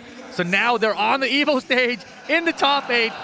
You know, they're in the top 5. They're trying to make top 4 right now. Yeah, this is loser's bracket. Loser will be out of the tournament. This is huge. This is huge. All right, Geese Howard, Eddie Gordo. I got to believe everyone at home is rooting for Jun Ding to knock out one of these 2D characters, knock out one of these DLC characters with Eddie Gordo. Eddie got meter too. What? He got meter. No, he doesn't. I was like, what the hell? He needs meter. We got to give him something. Anyways, going to the matchup, let's see how Jun Ding is able to get the float early on from Moyle. He's going to capitalize. Not too much damage. However, if he does get the wall, it's going to stack up a little bit more. Not just that meter build. Oh, without a doubt. Here we go, the wall pressure now from Moyle to start it off. You know, Eddie, one of those characters, he has the strongest, if not the strongest backdash in the game. However, he has a very limited way of sidewalk and sidestep. He is not there. However, with his little Jenga, he's able to kind of evade certain moves here and there. But I don't know, man. It's going to be rough. You got to break throws, too. Everyone's getting hit by the Oh, that was so sick. Yeah. Get out of here. Revoke your license. Once you saw the first hit whipped, the second hit easy to counter in that situation. Big mistake from Jun Ding. Bad placement. Yeah, this is a no drive zone, not on Geese. Anyways, let's see how he's able to capitalize here. Geese, Moyle, synonymous with killers. Let's see what he does here. Oh my gosh, chopping away at the ankles. Jet slip. Is he going to get the follow-up? He does. The back 2-4. He's going to push down 2-3. Guaranteed relax speed. He waited a little bit just in case he got up. Tried to beat it up. Oh, what are you going to do? Oh, he caught him. That was an amazing conversion. He's got rage though. Very far away. One bar, almost two. He can spend a bar here and be okay, but not going to get a chance to. We got ourselves a game. Let's see what happens here. They're tied up now. Jun Ding able to get key hits here and there. But again, look at the meter. Moyle looking at 2 meters now. This could prove to be a big struggle here. You can't traditionally play how you would play Eddie against the rest of the cast. Anytime he goes into handstand position, relaxed position, there's a way that Geese can pick up, not only with the back 3-2, but because he has meter, he can convert to even bigger combos. Interesting. But here we go. Does he find a wall? He does. All right, here, the mix-up, back 2. And it's one of those things, Eddie cannot sidestep. Eddie cannot sidestep at the wall. He does not want to take the risk of sidestepping at the wall either. However, Eddie has an incredible duck game. Wow. Oh my gosh, sidestep 34. That is his sidestep pretty much. Sidestep 34. Got him out of the air too. The conversion, John Ding with a big lead. Gets it with the low. And look at this, John Ding. Eddie Gordo still here. Y'all must have forgot. Y'all thought he was a Julia player. His true soul is with Capos. I believe it. We're seeing it right now.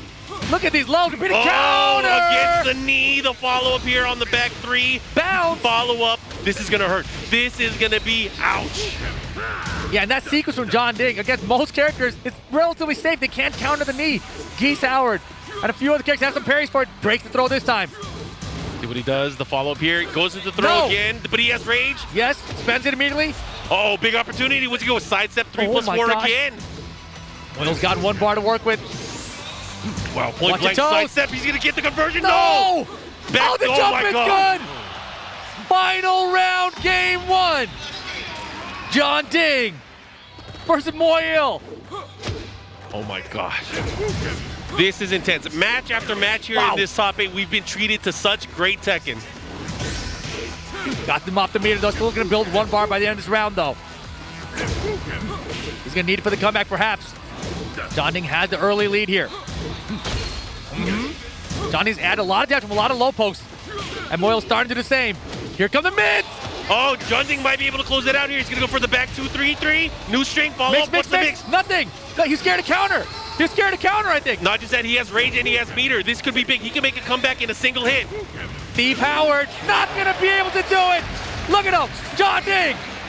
He's pumped up. He's pumped up. First game for Moyle. Is that the look of defeat on Moyle's face? He is not looking confident. He was smiling early on. You could see the smile through the mask. But now he's going to have to go back to the drawing board, picks the Souk stage, smaller stage, maybe restricting the options here for Eddie. But again, none of that matters. The things that John Ding was doing, sidestep 3+4. Pure use of the down 3 to 4 slide. He was hitting every tool to force him to duck. He was controlling the pressure and the momentum of the match, which shouldn't normally be possible with Eddie Gordo. Right, and you got to believe it too. Moyle, his run here today in the top 8, it's first against knee. 2 losses in games that are very close. Every round's like, it's just not going my way. Now loses that game and felt the same way, right? He's winning some places. Final round situation, still not going his way. So, it's got to be adding up on him. What do you do in this situation, Rip? Nothing is going your way. How do you break out of that slump and get back into the game? Start getting crazy. Oh, man, if there's anyone that can go crazy, it's Geese Howard, and I want to see it. But right now, John Ding continuing this reign of confidence and dominance right now. That's a great point, man. The confidence right now. John Ding choice. Counter hit. Give me that back 3-3. He's dead. No way, is he? Yeah, he is. The unscaled last hit, you got to remember. Yeah, that's right. I forgot you're an Eddie Gordo guy. I am an Eddie player. Don't judge me. We're buff. Let's see what he does. What is he going to do? Oh, he gets the counter. He knew he was going to press a button. That was sick. That was actually sick. Oh, and he's almost so close to the wall. This is very, very dangerous grounds here. Wow, he went for the low counter again. He's dead. Yo, what are you doing, Moyle? Oh, never mind. The sidewall saves him. He had an opportunity. John Ding, big lead. Geese Howard with rage. Oh, working on 1 bar. If he gets back 3-2 here. The second hit. The mix-up, that mix-up with the down 4-4 is one of the scariest things. You got to remember, is he going to finish it? Are you going to go for a punish? Are you going to try to interrupt? He finished it in a very unorthodox fashion and it ended up clipping Moyle. Oh boy, John Ding, 1 round of it, getting to the top 4 of this tournament. Moyle hasn't got a game yet in this top 8. He's got 1 bar to work with. Can he find something? Anything? Oh! Wait, off axis? He's not going to get anything. The off axis is going to mess up everything. And look, he's in a bad position now. Terrible. Now his back towards the wall. Oh my gosh, the handstand. Got him again, Steppen. Oh, he gets the follow-up. What's the mix-up? Sidestep? You got to guess. Oh, he's dead. It's over. John Ding moving into top 4 over Moyle. EVO 2022. An amazing display of capoeira and Eddie Gordo mastery. He is popping up, of course, happy that he's going to move on towards our top 5. Moyle goes out, tied at 5th place for the tournament. Unfortunate for him, but somebody has to lose. And there you have it. Moyle, very rough run out here, but 5th place at EVO in this stacked tournament, man. You know, can't be too upset with that, but obviously would have wanted to do better here in the top 8. Oh, yeah. Man, we are treated to such great matches here. Both of the players are going to head back. Let's see some of the action that we just saw. Rip, run us through this. Dude, this was crazy, man. I mean, this is the second game. This is the very end of it here, right? John Ding with the wall splat. Puts me in a situation. Last time he just backed out. But this time it's like, no, I'm going to stay in your face. I'm going to make you mix, right? You got to guess this time. Because prior to that, he just backed. He was like, you got rage and all these things. I don't want you to have a comeback. He was so confident. He's like, my mix is going to work. You're freezing up. It's over. It was too much, and you know the switch, and maybe a bit unexpected for a lot of people that are watching. But again, if you've been paying attention to the past few weeks, past few months, that Eddie Gordo was ready for tournament play. It was amazing to see, and I'm glad we got to see it on this stage. And that just makes me wonder about all of these other players, right? We've seen so many players bring out these other characters, like me, for example, with the Fang Wei. He's been running the Fang nonstop throughout. However, maybe we're going to see another character show up here. But we are in the loser bracket. You see that John Ding moving into the top 4 loser semis. He will be waiting for the winner between Super Akuma and Arslan Ash. And here's the thing. Super Akuma Arslan Ash was supposed to be the match to get into top 8 on the winner's side of the brackets, but Shadow beating Arslan Ash there is why Super Akuma was like, oh, I just gotta beat Shadow to get in. I can do that. I have a story for you. Tell me the story. I was at the Hitbox booth on day 1 of EVO, and we were talking about the potential path. And who was there at the Hitbox booth? It was Super Akuma. Super Akuma was saying, I think Shadow can beat Arslan Ash. And in my mind, I was like, you know what? I don't know if that's possible. Shadow has beaten him early on. We saw that at TWC 2018. But he hasn't really done it since. However, there was a piece of information I forgot about. They recently played at a Minnesota Red Bull tournament, team tournament. Yes. They ended up playing long sets, and they played about 100 matches. Wow. And towards the very end, Shadow had the match downloaded, and it was dominating. And in fact, you saw it was 6-0 on that stream match when Arslan Ash played against Shadow. And the whole time, everybody, and you know everybody in this tournament, Super Akuma was preparing for Arslan Ash. Yes. But surprise, Shadow ended up taking it. And look at this. Now, because of that, Super Akuma able to make it into the top 8 winner's side. Yeah, so this is Super Akuma's chance to prove to everyone that he could have beat Arslan Ash to make it in the winner's side of the bracket anyway, right? And if he does that, he's in top 4 of this tournament, right? That is going to be huge, absolutely huge. Going back to Shadow versus Arslan, though, I feel like since Shadow beat him, he hasn't really run the Claudio against him, right? So to see him bring out the Claudio, I feel like that was his answer. Anyways, we're going to go into a matchup. 2 of the most beloved characters in Tekken 7. We have Zafina and Akuma. Oh, yeah. People love them. Oh, yeah. Well, I mean, they love these players for sure. That is without a doubt. Yes. 2 of the most emotional and impactful players that we've seen throughout the series of Tekken 7. Arguably, Arslan Ash, really the rising star over the past few years. Anyways, we're going to go into the matchup. I am excited to see how this is going to play out, especially because Arslan Ash has been on record for almost every region where he comments like, oh, is Akuma still a problem for you guys? He's not a problem in Pakistan. But we just saw what happened to Khan, right? Almost happened to Khan. And like, it looked like Khan is having some issues. Yeah. I mean, maybe it was the nerves, being on the EVO stage and everything, but that was a very, very close first set against Super Akuma and his Akuma. Yeah, and it's going to be fun. I can't wait to see how this is going to play out, of course. Look at Arslan's fingers there, dude. I love the way he hits the buttons. It's so unorthodox compared to how most people play with their hands and their fingers on the stick. I mean, he's like a surgeon when it comes to inputs and just the way he plays. Maybe that we're playing wrong. Maybe we're playing wrong. We could be. I mean, he's the best, man. He's the guy to beat. And again, I mentioned this before, and if you guys aren't familiar, once he gets to the loser's bracket, he becomes the most dangerous player on the planet. Look at the stats. He is almost unbeatable. That's crazy, man. That's actually crazy. This is wild. This tournament's only going to get crazier and crazier. John Ding, top 4 of the tournament. I don't think anyone predicted that to happen. No, and you know, it's funny because the last series of TWT events when we were having offline, he did not make a top 8 in any master event. That's so right. He has really trained and leveled up, learning and using multiple characters, especially that Julia, which he really built up over the past few years. You reminded me of that because back in 2019, I remember he was having so much trouble and he was trying to add the Julia. He was at the TWT finals for the LCQ. Yeah. He's like, I've been training Julia. I think Julia is the answer. And it was way back then, but he lost with it and it was not the answer then.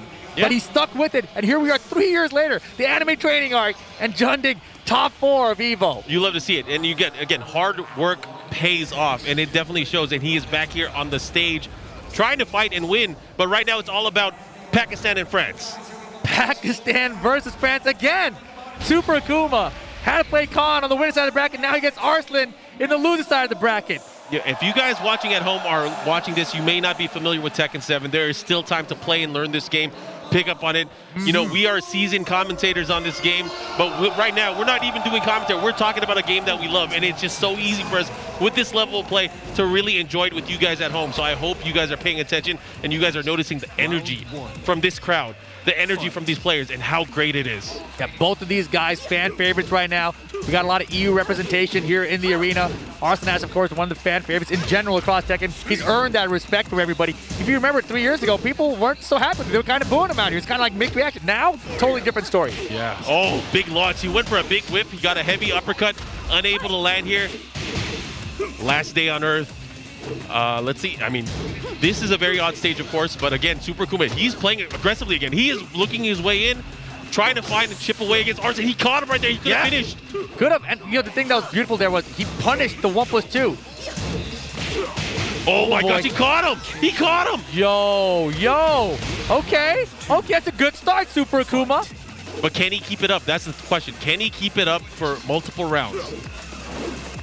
Enough to close it out and win a game. Yeah, he's got to save the meter that round too, right? So that's a huge deal when you're Akuma to have all that meter to rely on to make a comeback when you need it later. I mean, do you want to talk about the track record between these players? Super Akuma has never beat him. I mean, never beat him in most tournament. people against Arslan Ash. That is true. But, I mean, in particular, Arslan Ash plays with a level of confidence against Akuma that is almost unheard of. For sure. I'm curious. Oh, boy. I'm curious how much Akuma practice they even put in anymore. I mean, do they even have any Akuma players? We don't see any of their notable Akuma players in tournaments anymore. I mean, maybe it's the difficulty of traveling, but still, there are a lot of questions that will be answered because we are back with offline play. Exactly. Super Akuma now with range hop kick from Arslan Ash with Zafina. That's one way to do it. Show him the confidence. Lands Zafina's hop kick. That's incredible. That is definitely an ICFC bounty if I've ever seen one. Lands Zafina's hop kick. Anyways, going into the action, let's see what happens. Again, the pressure here gets the flow, does not get a full combo, was in stance. Wow, the jab there, caught her out of the 4-4-4. And this time Super Akuma, easy wall carry.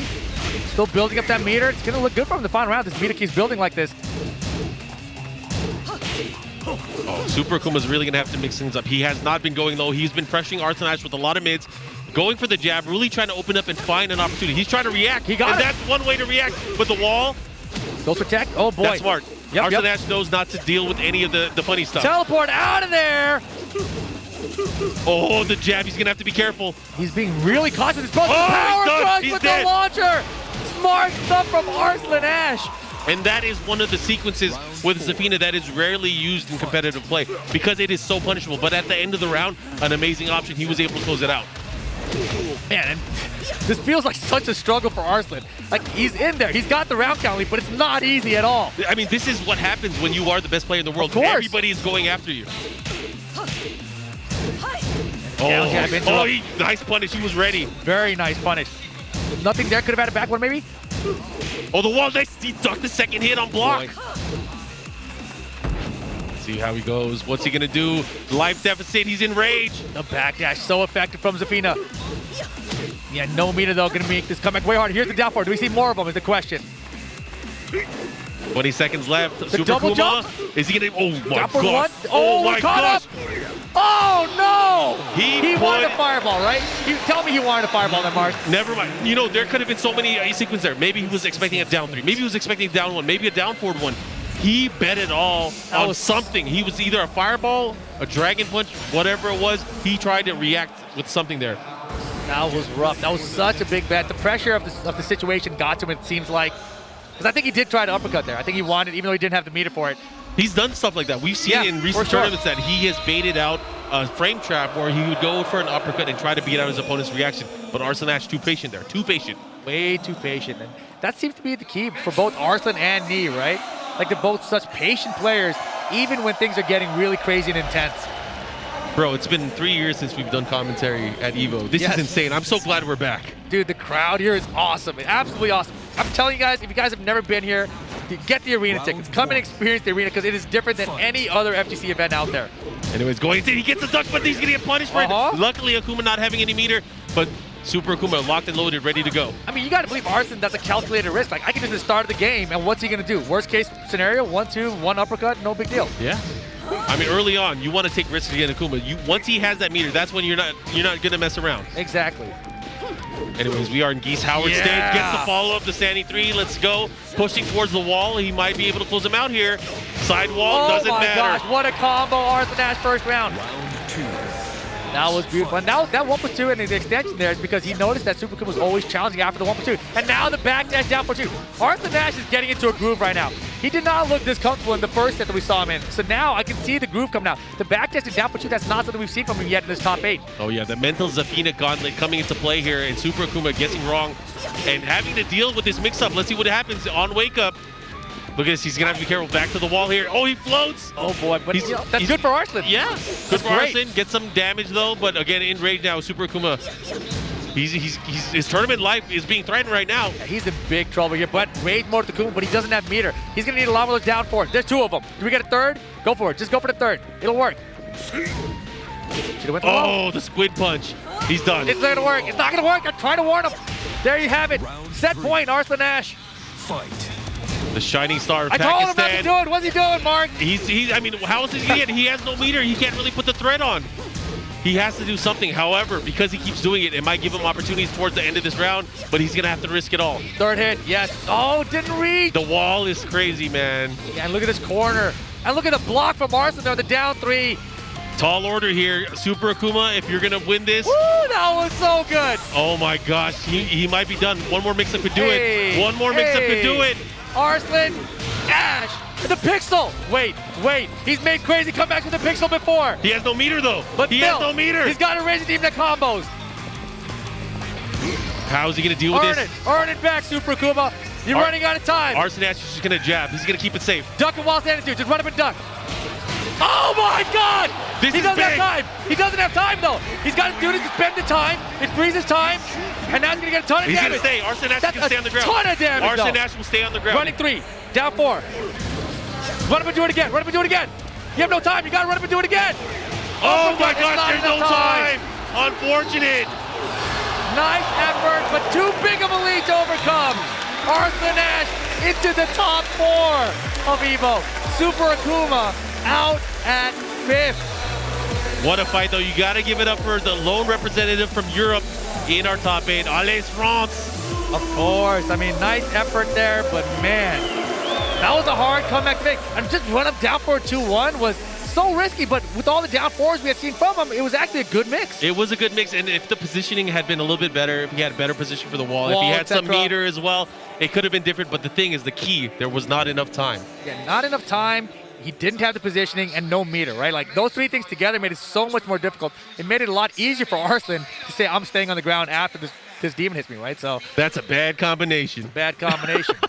Anyways, going into this, guys, we have a treat. Of course, the winners final will be coming up. It is going to be an extended set. It's going to be a race to 3, and it's going to be between Korea and Pakistan. We have Knee versus Khan. Yes, this is a matchup that I'm very, very interested in because Khan, he's looked beatable. Like, people have taken games off of him, but Knee has looked ridiculous. But if anyone has a chance against him, it's going to be Khan or Arslan from what I've seen so far. John Ding also can potentially get in there, right? But he's got to go through Arslan Ash first to even have a shot. It's going to be fun, and you know, there's so much that can happen. We are down to our final 4 players, but we are going to take a short break, and we are going to be back with some more Tekken 7 action live from EVO 2022. Be right back. You gotta just believe hard enough. But here, Chikarin does have the advantage here. Can Gen stop it though? Here in geometric plane, tried to go for the demon pod at the back 2-1. Still no one home there. Gen was able to capitalize conservatively though. The formula for each of these guys' games, it's always poke it out until Gen gets a random hop kick or Chikarin gets a random counter hit F4. It's always been like that. Yeah, I think I would disagree saying it's all part of the plan, my guy. It's just so calculated by these two. And rising 2 there from Gen. Chikarin already enraged. The wall. Oh, there we go. Gen. Big advantage here getting that round. The wall carry on back 3 Back 3-4, 1+2 is crazy. It is. Yeah, she just so pushes far. you. Yeah, insane, right? And this is Chikarin's home domain. For him to be able to get that on him. Oh, red tape lands. Tried to go for the mid. Oh, you saw that Sabaki. He's looking for him. You know he's looking for him. Chikarin right now maintaining his distance. He really doesn't want to deal with Gen. Hop kick. Here we go. All right, the damage. Chikarin's going to make this one count.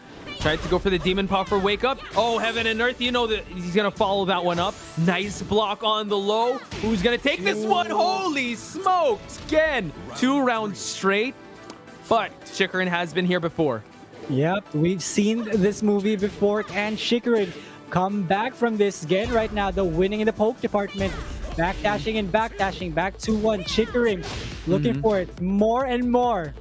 Yeah, and we see that playing it more conservatively. Got to watch out for those hop kicks that Gen just throws out. Oh, Zed, nice block and goes for the launch. All right, are we going to see a wall? No, just a bit short. Chikarin now has Gen up against the wall. He does have access to rage, though. Gotta be super careful. Up forward 2, spring kick, answers back. Gen turning it up, and he gets the rage drive in. Is this gonna kill? Is this gonna go to the other side of the stage? No, one more hit for either of these guys. Who's gonna take it? Back to Chikarin, still alive. Alive and kicking, kid. Chikarin, what a close situation there from Gen. If that combo, if he was just a little shy of life, he would have gotten it. But Gen starts things off with a hop kick. Excellent stuff. Tries to push for the wall. Chikarin has to fight his way out of it. Down back 2. Now Chikarin, again, losing a lot of health so early into the seconds of this game. Gen's been so strong with these pokes. The parry, Chikarin. Oh my goodness! It's happening. He's going to get the wall again. Closing it out, ladies and gentlemen.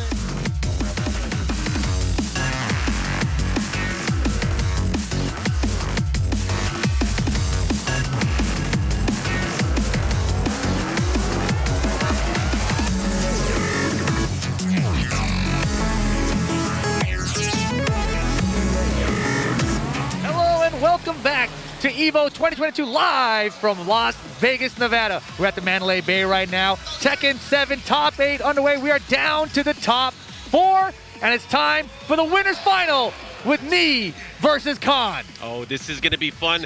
2 of the best players, 2 of the most storied players that we've seen from the past few years. But we got to talk about right now the legend, Knee, fighting for his first Tekken 7 title here, and he's in a good position. He's in the winner's finals. But this is the problem. He's got Khan his way. Look at Khan right now, man. He's feeling the pressure of being on this EVO stage. Bro, did he lose already? I can't tell. He looks like he's in deep thought, right, in concentration here. He understands the opportunity that's in front of him is what I think it is. If he beats Knee here, he potentially sets up Knee versus Arslan in losers final, right? Hey, I want to see it. Let's do it. And here's the thing. Knee hasn't lost to anybody in this tournament. He's made everybody look bad. But neither has Khan. Khan has not lost to anyone here at EVO 2022. They're both here undefeated. They're both here to play. I am excited to see how this is going to play out. I don't think, actually, that Knee has dropped a game in this tournament. In the tournament? In the tournament. Whoa. Correct me if I'm wrong, Chad. Let me know if you saw anything. We'll get that stat. We will get that stat. But I am pretty sure he has not dropped a game to anyone. That is I wonder if that's if he could do let's not count our chickens before they hatch. I'm fairly sure though. Wow. Anyways, we are gonna go into the action. It is gonna be the winners finals. 3 out of 5. The first to 3 games will secure a spot in grand finals. That's the thing. Best of 5 in this situation, right? A longer set. We start off on the Infinite stage. Fangway versus Geese Howard. The Fangway. Game on. All right, here we go. Knee with the aggressive start here. Looking for positioning. And, Knee has been working on his backdash or something because he is utilizing it in such a good way. Yeah, his movement in general, right? And just the poke game he applies with it, with Fangway, has been so effective, obviously, against everyone. Float conversion, he didn't expect to catch that one. Back tempo too far away that time. And, of course, he's coming off of just beating Mayo Ills Geese Howard, right? So now a little different style of Geese, perhaps. Yeah, and you know, I think character-wise, Khan has a lot of training, especially against the Fengwei. You know, Kuiper was out there very recently playing a lot of sets against the Pakistani player, and he is a very, very strong Fengwei player. Maybe not to the level of Knee, but he knows the character very well, specialist. I thought he was supposed to be here at EVO too. Oh my gosh, great punish. And first round of Khan, and that was a pretty good round. Yeah. Knee himself, not a stranger to Geese. He's used Geese in past tournaments, even in past EVO tournaments, working his way towards top placings. So we'll see. And again, Geese, one of those characters, again, that's just so powerful. Once he hits you, he hits so hard. Right now, Knee applying the same basic game plan we've seen, right? Single jab, establish the offense, down forward ones, back fours, down fours, just poke away at the health. On edge back a little bit, and they got a lot of time to work with. Most of the Knee's matches that we've seen have been close to timeout situations. Great block in the forward 1-2. That time back Kempo step's gonna work out. Punish it there, and that's a good lead for Knee. And now he's gonna be comfortable just to let that timeline down a little bit. Yeah, let's see how he handles it. I mean, look at this. Already 20 seconds left in the round. These guys still just having been poked each other. They're not taking huge risks. 2 bars. Khan might make a risk. He might take one right now. Let's see. 10 seconds. He's got rage too. I mean, there's no way he can break him down. There's no way. Yeah, he just chose not to go in. That was an interesting choice from Khan. He wanted to save the meter, perhaps. The thing is, when Geese gets towards the end of the round, he has to take huge risks. He doesn't have moves like a rage drive. He doesn't have quick ways to get in and pressure his opponent. He has to play off fundamentals, and that's going to be so hard to do against Knee. Man, you just probably triggered a bunch of people in chat. You know, you said Geese has to play with fundamentals? How is he going to do that, Mark? Let them talk. Anyways, he has the meter. I mean, that's a key element there. Khan has not had an opportunity to use any of that meter just because he can't get in on Knee. But there hasn't been an opportunity. I feel like he should just force the max mode mix if he has to when time is winding down at least, right? Like right now, he's hitting a full bar. He hasn't used anything. Yeah. I mean, but what are you going to do? The lows are going to get him. Yeah, maybe Knee's not going to block him, but Knee knows how much life he has left. Sure. The mids aren't going to get him. He's going to react to him. Yeah, look how does he do it? How does he do it? That's going to be crazy. Look at his life bar. You can see there's a small, tiny lead from Knee. Side step less has been working out. Down back speed, no counter. That's on rage mode for Khan. 7 seconds, full bar. Again, that same situation. How do you get in? He spent the meter this time. He's chipping away. He's going in. Down 4 again. Doesn't get it. The fish hook, and right on time for Knee to hold on to the round. Here we go. 2 rounds to 1. That was a valiant effort, but again, it wasn't enough. Knee playing it very safe. Goes for the safest option that he has. It cost him 2 meter, too. Yeah. He needed to go in early. He needed to do that the previous round. And this is still the first game. Knee's so composed despite losing that first round. Nice. Down forward 2, keeping the pressure here. Nice punish there from Knee. Uh-oh, here we go. Finally gets a big hit, gets a lot of damage out of this, and Geese really showing what he has. Now life lead in favor of Khan. This is where the tables are turning, and now Knee has to make the approach. Great Here stuff. we go. Final round, game 1. And Khan's looking focused right now. He's going to have that meter built up right there. There you have it. Yeah. Ducks to throw nothing, though. This time, Knee not opting to go for the 1+2 there. Had an opportunity, did not bite. Let's see what he does. How did he choose to duck there for that block? That was ridiculous, to block the down 2. Gets thrown! Nobody's breaking these 1+2 throws. Oh, he went for the Kempo backswing. Let's see what he does. Goes for the throw once again. Uh-huh. And again, finding a way just to put pressure. But again, Khan, with that meter, he could destroy Fengwei if he gets a nice solid hit. Exactly. But I don't think Knee's going to have an opening. That's the thing. Knee rarely leaves an opening for that kind of stuff. You got to fish. You just got to fish and believe. He's going for it. He's trying to fish. 1+2, get off. Time. 15 seconds now. It's going to go down below 10 for sure. Oh, back it up! Back it up! Yo, Knee, how do you do that? He backed up and said, like, you're going to move forward? Boom! The reverse Kempo step, the spacing, predicting and knowing when his opponent's going to swing. Knee had such an amazing read there. Of course, ends it with the Iron Mountain Barge. That was crazy. That was crazy. He suckered him in, right? He suckered him in with the Kempo backstep. Yeah. He's like, you're short on life, right? You know I have the lead. You have to come forward now. And when you do, I've got this attack ready to cover your approach. Yeah, he got him with the commitment there. Anyways, that was great. So Knee able to take it. It was a nail biter, of course, went to the final round. But again, it's not over. There are still 2 more games to win if Knee wants to move on. However, you can't count out Khan. Khan made it here in the winner's side for a reason. For sure. And you saw how close that game was. That was probably the closest game I've seen Knee have. Yeah. And you know, if he had hit one of those back threes, it would have been Khan's game at the end. But here we go, game 2. G-Corp Helipad at night is going to be the stage we play on. This stage should allow for some easy wall-to-wall combos. How is Geese Howard in Tekken? How? This is crazy. And we got Final Fantasy characters, we got Walking Dead characters, we got everything out here. And he's going right into the matchup here, gets a nice punish. Knee's gonna have to be careful. There is a wall in play, but look at that, just maneuvering, sidestep, low parry. That was, oh yeah, the step. He sidestepped up, down, forward for the low parry. Yeah, good stuff. Knee with the presence of mind, really able to capitalize, gets the hit. This is big. Positioning though, that is very key. And now Khan keeping that pressure. Oh, he floated him out of the forward 1+2. You're not swiping me, swiper, no swiping. Counter though! Khan closing out the round. There you go. Easy combo. Ain't dropping nothing. Rage Art for the round win. Watch this cinematic entrance. Of course. Beautiful stuff. And if you're Khan, you got to be feeling a little bit more confident, right? Like you lost the first game, it was close, and now you got the first round again. Like you got to feel like I can do this. I can believe this. I can beat this guy. And look at the low parry. Khan's on point right now. Wall showed up really close there. Thought he had a little bit more of an off-axis approach. Oh, wow. Look at this. He just ended up he wanted to be able to build meter again. And that's the thing, right? He's spending meter a lot faster this time. Realize he probably held on to it a little too long in that first game. That's such a scary situation. The way he spikes him down and goes for the shoulder, but then still has enough time to recover and force a mix-up reaction. Nice. 1-1-2 down to Khan. 2 rounds to 0. You're in game 2. I expect Knee to turn it up here. I expect Knee to kind of maybe a little go in on the offensive here. I feel like the opposite is happening. Khan has been way more offensive in this game. And here you go. He got him with the home attack counter hit. That's a good combination, Mark. Back 3-2. This time the whiffs. Knee with the double step. Uh-oh. Got him with Wall the bounce. bounce and the down 4-3 again. Wow, he caught him. Knee in the right position. He's going to try to pick him apart. Rage mode for Khan, though. And almost 2 meter. Back it up. Punish. Man, can Khan close him out? He's just doing it. Just do it. You got to believe. You got to try. Yeah, I mean, he's using that meter, got rid of it, building up a second meter again. Let's see what he does. Smart choice. Try it at the beginning of the round, right? Now we have the whole round to build back the meter for the potential final round situation. Smart stuff. Got to prepare for the long battle, the long haul, right up, down forward, two's putting in work. Don't step. That's so smart. Use the home attack. He has been stepping everyone. He's baiting, dude. He's going to do backswings and reverse kempos. That is a key that works so well against that down forward, too. Oh, the punch counter. Oh, he dropped the combo, Mark. This is not good.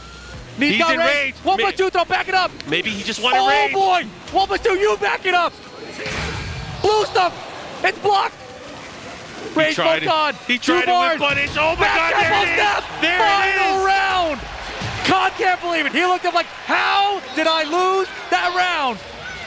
Back 3-2 start of it. Just do it. Let's go. Not only that, he has the positioning, the wall, and he still has meter. He can do more damage on a mix-up. What is he going to do? Khan's got plenty of meter. Oh, Knee's just out of there. He's already out. But yeah, he can't get by another back 3-2. What a float conversion. Hey, this is crazy. All right, Khan, find the back 3-2. Just do it. Just believe.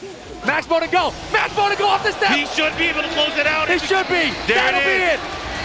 There you go. Khan on the board. One apiece. What an amazing sequence that final round. He finally got the back 3-2, ended up cashing out the meter, and made it happen. We are tied here in our winners finals.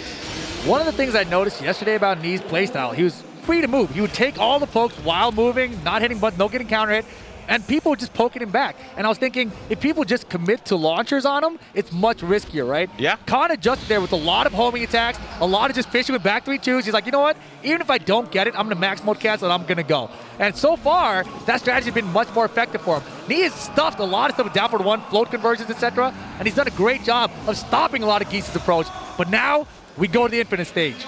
Round 1. Anyways, this is crazy. So we are tied up here in our winners finals. Both of these players opting for an optimal position here in our grand finals. You want to be in the grand finals. You want to be waiting for your opponent. Especially with that Arslan Ash guy in the loser side. He's pretty good. He's pretty damn good. Anyways, you can't count out any of the players yet. Going into the action, nice side steps here from Knee, working his way around. They're doing that clockwise dance in the middle of the water here, the Infinite Azure. Of course. Khan with the lead. Things are changing in terms of the way they're poking up close. Khan is coming out at the advantage more often than earlier in the match. And the throw again. Come on. And there's the wild standing one. Man, I saw Knee adjusting his seat. He was shocked at that one, actually. So here we go. Knee finally starting to show some cracks. All right, we'll see how he deals with double Reppuken. Counter hit down 4. He was already committed to the Reppuken. Probably could have had a launcher, but unable to do something with it. Trying to keep it safe. Let's see what happens with the life lead again. Khan finding his way in.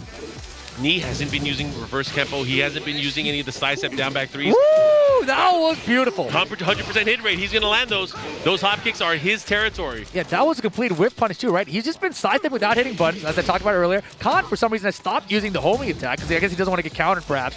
But that time he saw the counter, saw he had time to dash him and hop kick for the whip punish. Big opportunity. Let's see how he's going to deal with it right now. Knee with a slight lead. He wants to get that round back. He wants to tie things up. Again, going for that throw. Khan has been getting a lot of those throws. Time is running out. 1-3. Follow up. What's he going to do? How's he going to deal with it? It's over. Knee's just going to block. And that's the situation. As the time's running out, if you hit a button, you absorb a hit, you might lose the round from that. So very smart attempt there from Khan, despite losing it. Right now, gets the big 1+2 grab to start things off. Punish, he's ready. That's a great punish. Yeah, Knee knows math. He's going to get those every single time. Nice, down 2. Knee is starting to open up with pressure. Definitely. He's starting to use some of the tools. Back Kenpo! That has been the killer of the story. During peak moments of the match, Knee knows when his opponent's going to react, and he'll go for the reverse Kenpo too. And Knee trying to take the lead in the set, make it 2-1. And yes, Knee definitely turning up the offense here as we moved into round 3 of this game. But you see Khan's meter. He's got a ton of it stacked up now. Could be very easy. What a punish there again from Knee. Full meter now for Khan though. He's got to fish. He's got to go. Where are the homing attacks? He stopped using them completely, and I felt like that was some of the biggest tools to help him have success in game 2. That's the thing too. I feel like the building up the mind game, maybe he's forcing Knee to sidestep, maybe give Knee that false sense of confidence to go for it, and then he'll start pulling them out. Could be. He has meter. He has a ton of meter. There's so many things that he can. Oh my God! My goodness! 1+2 clutch with Knee. The follow up. There's going to be a mix up here. What's the mix? He goes for a quick and easy mid. He got him! He's dead. He's dead. He is dead. He did back 3. It's a back 3-2 again. Deadly Neo Rave. Gonna do the entire thing. That last hit is a doozy, baby. Boom! And look at this. Final round to take the lead in the set. Who's gonna get it? He had the step. meter. He has meter as well. That's fantastic for him. No throw break on you this time. Uh-oh. How's he gonna deal with it? I feel like Knee's gonna turn it up. He's gonna start going in. I mean, Khan's going in. He's gonna have to cut him off at the pass. What's gonna happen? No duck. Follow up fish hook again. Try to control the space here between both of these players. Now Knee starting to sidestep. And there's the homing attack finally. He did a dash block with the sidestep. Khan though behind by half a life bar, but he's got 2 meters to work with. I love the single back because he's trying to get Knee to throw out that parry again. Back tempo! How is he this good with that move? I don't know. But Khan right now, he's got range in 2 meters with Geese. He's gonna do it again. He's aiming for it. Of course, and the pixel. Thief Howard, not gonna happen today. Knee 2-1 now in this winner's final. Needs one more to get to the grand finals. Everyone at home, we are watching a living legend. Knee, one of the most storied players in Tekken competitive history, putting on a clinic, really showcasing his ability to adapt with almost any character and continuing on with his pure dominance of this tournament series today. Wow, he is amazing. A monster. Absolute monster. First started traveling, I think, to the U.S. way back in 2010, yeah. If I'm correct. But yeah, man, he is phenomenal, but yet to win an EVO in Tekken 7, right? He's won one in Tekken Tag 2, not in Tekken 7, not here in Las Vegas. All right, here we go. 1,200 people gathered. They have competed throughout the entire weekend, and it's all coming down to our final few players. Right now, this being the winner's side finals.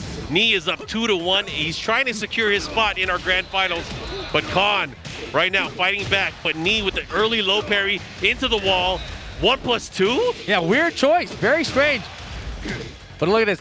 The damage is adding a back Kenpo. You asked how is he so good at this? I think back to Rev Major. You see JDCR do the running twos, dragging up your back camp step, the running twos on reaction. You called Rev Major from 2017? Yeah. That's how far back of a throwback. That was the last time we really saw Nee use this character. You are correct. And he was so good with reverse campus step there, right? So it's just a throwback. That move was actually toned down a little bit since then. And now it's kind of toned up a little bit, just a little bit. Yeah, but for Nee, what you can't tone it down because Nee knows when you're going to do something. Exactly. And when you know when it's going to happen, who cares about the nerf? You're going to hit and you're going to land. Exactly. Back 3-2. He knew that one was going to land. Khan takes him to the wall. Here's the combo. Hey. Oh, he has rage, Get though. it out of he here. He has rage, though. Okay. Oh, man. Goes for the mid. The follow-up here. Oh. Counter down back 3. You better guess right. Oh, he might be dead. Wait, the sidewall saves him. The jab conversion. He's got range. Spend it. Why did you spend it? Oh my gosh, What Khan. a scramble sequence. He made it way more pressure than it could have been. Rip lost his voice on that part. Oh my gosh, what are we doing? Yo, Khan. He is trying so hard. Oh, beautiful. What a precise hop kick there from Nee. Nee is so ready. His reaction's on point. Wow, no wall spat. Good throw break, though. Khan has a meter to work with. Nice back two block. The follow-up here. Let's see what he does. Nee maneuvering his way away from the wall, but he's going to watch out. That Kempo step is always there. That's an interesting choice to pick this stage. For someone who's going to walk away from the wall, you're like, all right, well, I'll get you to the next wall then. Max mode for the mix here. He's going to not have meter for a combo for damage, though. Rage mode available. It's close. It's very close. Oh, they ducked and they flashed each other. What's going to happen? Both doing jabs. The damage, no counter. Was a counter. Oh my goodness, the back four, the fish hook, and Nee is on set point to go to the grand finals. Nee is a god. No throw break though. Oh, this could be Khan's. Khan's. Say he's a god. This could be Khan's moment. He had the biggest opportunity there. So many opportunities right now. Just slipping away, but they're so small and so fast. Yeah, the way Nee is playing, it really has to put so much pressure on Khan. Finding ways. He ran up, he got the hit. Look at this. He's whittling away Nee here. Back 3-2, and the timing was perfect. The timing on that back 3-2 was so good. We're going to final round. It's still set point for Nee. Such an important round here. If Khan can get this, he will tie things up. But Nee, he's putting in work. He back Kenpo stepped the back 3 in his face. Oh, he delayed it. Yes. Nice punish, gets the knockdown, the follow-up as well. Got some extra damage. Counter down 4. Oh, he dropped it. What are you doing? That could have been the worst mistake we've seen in this set so far. That's huge, but he still has a big lead. Big lead and a bar meter. Nee chipping back away at this lead, though. He could have had the winning mix-up, though. It could have been, but it's not. Instead, Nee's almost got him. The counter. The wall's right there, though. He's going to live. Last chance, Khan. Down 2. Nee is going to the grand finals of EVO 2022. What an amazing set between these two players. Nee, the legend, moving on to our grand finals. Khan has to be beating himself up over that missed opportunity after the counter down 4. Huge mistake there from Khan. And you know, when you're playing against a player of the caliber of Nee, the way he's playing in this tournament entirely, you cannot afford those mistakes. Man, oh man, we have ourselves some more great Tekken action. Nee, the legend, we will see him a little bit later, but now that means Khan is moving to the losers bracket, and we're gonna see him a little bit later. Yeah, and look at this, man. I think this is the part where that down 4 comes in. Oh no, this is the counter. Oh my gosh, and Nee got it there, and then the down 2 to close it out. Yeah, that was just right after the drop combo that we saw from Khan. And Nee with the celebration to pop up. He's on the winner's side of grand finals. Has yet to win an EVO Las Vegas Tekken 7 tournament. Just needs one set to do it. Oh man, and of course the next matchup, I am excited because we get to see Jun Ding. He was the crowd favorite so far today. You know, he pulled out the Eddie Gordo unexpected, maybe unexpected pick to a lot of people, but he showed success with that. He's going up against Arson Ash, and that is going to be a fun matchup. I cannot wait to see how that is going to play out as the players step to the stage and get prepared. Any thoughts on what we might see? It is wild. What do you think? I mean, I think that Arson Ash's style with Zafina is that he's going to try to backdash you, right? And when you have that backdash, you need a character that can approach very well. Julia is a fantastic character to approach with, right? Party crasher elbow, can close the distance very safely, right? You've got the forward 4-3s, etc.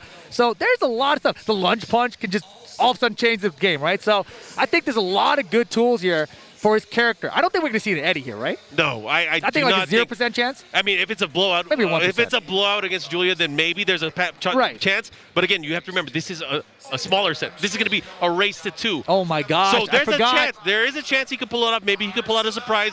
Maybe he could change the pacing. But either way, it's going to be tough. It's a tall order because these guys have played before in the past, and Arslan Ash has always come out on top. I mean, I feel like that's for most Arslan Ash matches, right? But it's going to be tough. I am excited to see the decisions made here from Junding because right now the ball is in his court. We know how Arslan is going to approach the match. He's going to backdash. He's going to sidestep. But as you mentioned, Julia has so many amazing tools, not only to catch backdash, but also to catch sidestep. Yes. It's going to be a pure battle of 3D wits and intensity. And the thing that, I'm kind of overlooking with Junding, his approach in this bracket, right? His run through this bracket, JDCR, Anakin, Rangchu, just crazy. Mayo, right? Like, that's how he got here in this position in the top 4. If he wins here, he gets to play against Khan, right? And let's not forget, in this top 4, we got 2 Korea, 2 Pakistan. And those are the matchups. Korea won the first round. Arguably the strongest regions in Tekken right now. I mean, and they have been throughout maybe a good portion, I mean, depending on the arc that you're talking about. Pakistan really stepped into the scene after 2019 as we went on right before the pandemic, and they are still strong. They are showing up here in this world tournament, really representing for their playstyle and their country. I mean, look at it. Their region. Oh my God, what is he doing? Holy moly. What is he doing? Maybe he's thinking, you got to stick backdash? So do I. Damn, the battle of the backdashes? It could be. I wasn't ready for this. I was convinced he would try with Julia. I was too, but that's even more surprising because he has so much confidence to pick this here, right? Because I talked about the TWT LCQ 2019 where he was like, I think Julia is the answer. For him to go to Eddie here, he is very confident in his Eddie. We're about to find out what Junding has in store. As I mentioned earlier, it's going to be all on him, but I did not expect this. Oh my gosh. Those tricks are not going to work. Not against Arslan. And did you see the backdash range that Arslan had there? It's like, well, you can try it. That was a nice one. Uh-huh. And it was the chase down is happening. These guys are have their cars in reverse. They're both moving in reverse. Yep. Back up, horn blazing. Let's see what happens. Oh! What a wonderful down forward 2. Threads the needle. And look at Arslan Ash, sidewall stun, but still converts to some damage. Wait a second. Wait, did he get him? No way. What was going on there? No. And it's even weirder that he used it in that situation with the wall close to Eddie's back. I feel like that's where that rage guard seems to miss really and cause crazy camera things to happen. Yeah. That was definitely a hard nice read. Try. And that's one of the problems here, especially with those commitments and some of the attacks. Zafina just ready to play cleanup. Very nice. Yeah, and Arslan looks super comfortable against the character matchup here with Zafina versus Eddie. Oh, no! That is weird. I feel like that's stuff that Eddie does to people, but it happened to Eddie this time. Yep. Oh, man, we're in trouble right now. Oh, he got mixed. And the follow-up here, down forward 1-2-1. Looking to close it out in 2 straight rounds. Man, maybe Eddie was not the right choice. It's definitely looking that way. And again, as you mentioned, short set, only 1st to 2 this time around. Yeah, of course, this will knock out our 4th place player. As we get down to our final 3, who's going to do it? Arslan Ash is looking really strong here in this opening game. Beautiful! Mirage! Let's go. Wall combo. Junding needed that. Oh, and he gets the damage. The mix goes for the sidestep 4, and he caught him in the air. He went for a forward 4 there. Arslan knowing the options, knowing what he's able to pull out here. Counter! 1+2. He's just wailing on him right now. He has the wall opportunity, just short of it. The pokes, Junding with rage right now. Are we going to get the rage drive? Is he going to fish for rage art again? Oh, what a block. Why would you block? What? Why would you risk it? And he was hesitating like crazy there, right? I think that rage art that he missed, it kind of put that hesitation in him when he had that situation there. Rough. Either way, amazing display of patience from Arslan Ash. Backdashing, sidestepping, counter hit, getting the launchers in between things. Junding, that was close. Okay, so Julia is the option that we talked about earlier. Sure. But what about Lucky Chloe? I don't know. I mean, depends how much he's been playing her, right? Is he going to hover it? Oh, he's going into Julia. I think the Julia's been, it's what got him here. Yeah. Right? He's thinking about it, though. He is definitely thinking about it. This is a very tense decision. Because whatever he locks in, he's going to go with the main. Oh, man, this is tough. 3 straight rounds. usually would deter somebody, but he is locking in to his sole main, his main since day one. This is awesome, though. It is, because, again, there are certain connections players have with their characters where they can do things instinctively, almost without thinking. And this is obviously the character for him. Just like round 2 earlier, we saw him use Panda. That is his character. But he has to dig deep. Very deep, right? Because it seems like the character, it's not all there, right? Like he's playing in a way that's like, this is my character. I'm going to try it against Arslan Ash. But he's not like really prepared for the actual matchup, right? And this is his first try that we've seen with Junding versus Arslan Ash. Yeah. As far back as I can think. As far back as I can remember as well. And we are going into the game. I hope you guys are ready for it. Arslan Ash up 1-0 right now in this loser's bracket match. Oh, man. And if Arslan wins this, we get Arslan versus Khan in the loser final. Yeah. Junding, though. Beautiful. Finishing strings. All right, we got it. And this string being safe there is so good for Eddie Gordo, right? And yeah. Man, all right. And that's the thing, too, is because it has a second and a third hit. It's so threatening, especially by the wall. Look at that. Here we go. Unscaled last hit. The follow-up here goes for a side step 3+4. Keeping that pressure. Good patience from Junding. Oh, no. He tried the spring kick. Eddie's spring kick leaves him back turn. Very dangerous. And look at the comeback that Arslan Ash is able to make from that one mistake. Yeah, very vulnerable. And that was the great block, of course, and a even greater punish there from Arslan Ash. Down back 2. Okay, wait a minute. Nice block. We're all caught up. Rage versus Rage. Rage driver and lows coming at you. What you gonna do? Oh, unfortunate. He did not have enough life to survive that. Slow motion for me. Yeah, Arslan had the life lead there. Here we go. Arslan 2 rounds away from getting the top 3 of this tournament. Look at the defense. He looked like he blocked that before it even came out. What an interrupt! You got 12 frames in between. I got a 12-frame counter hit launcher. Perfect. That was sick. He's a math wizard. He's that's a calculus student. Exactly why he picked the character. I know now. I get it. Just for that? Yeah. The one thing is like, hey, I did it. Cool. But now you better win the round. Yeah. I have a feeling Arslan's not going to do that poke anymore. Not that poke mix-up. Anyways, going into it, he does have the life lead. You better capitalize. You put in all that work. You showed off the technology. Down 2-3 should end it. No, he goes over the back 1-4-3. Again, clean, nice, able to end it. And he needed that round, right? It gives him a little bit of confidence here. Yeah, not a complete blowout there. Interesting that he went for the while standing one. That's actually a high. Maybe he tried catching him. Maybe there was a sidestep. I don't know what he was going for there, but doesn't matter here. Goes for the homing opportunity. Yep. But Arslan looking for that wall splat. Look at these counter hits. Not finding them right now, though. Junding doing a very good job. But look at the defense of Arslan blocking these lows. Why is he blocking them? That's the question. He doesn't have to. He doesn't, but he's going to because he knows it's coming. He's so confident in his decision-making with his reads. And just like that, it's set point for Arslan. Junding, big deep breath there. Yeah, Junding, he needs to really put all of what he's got left because this is on an elimination point for him. He needs to do something. Okay, just run it back to. Let's go. Oh, he went for the high option. I like what I'm seeing here. Trying to force Arslan Ash to maybe second guess what his options are defensively. Yep. Got to do it. Finally. That was homing. Oh, what a block. And he's trying to float him. Yeah, thankfully for Junding, that didn't float.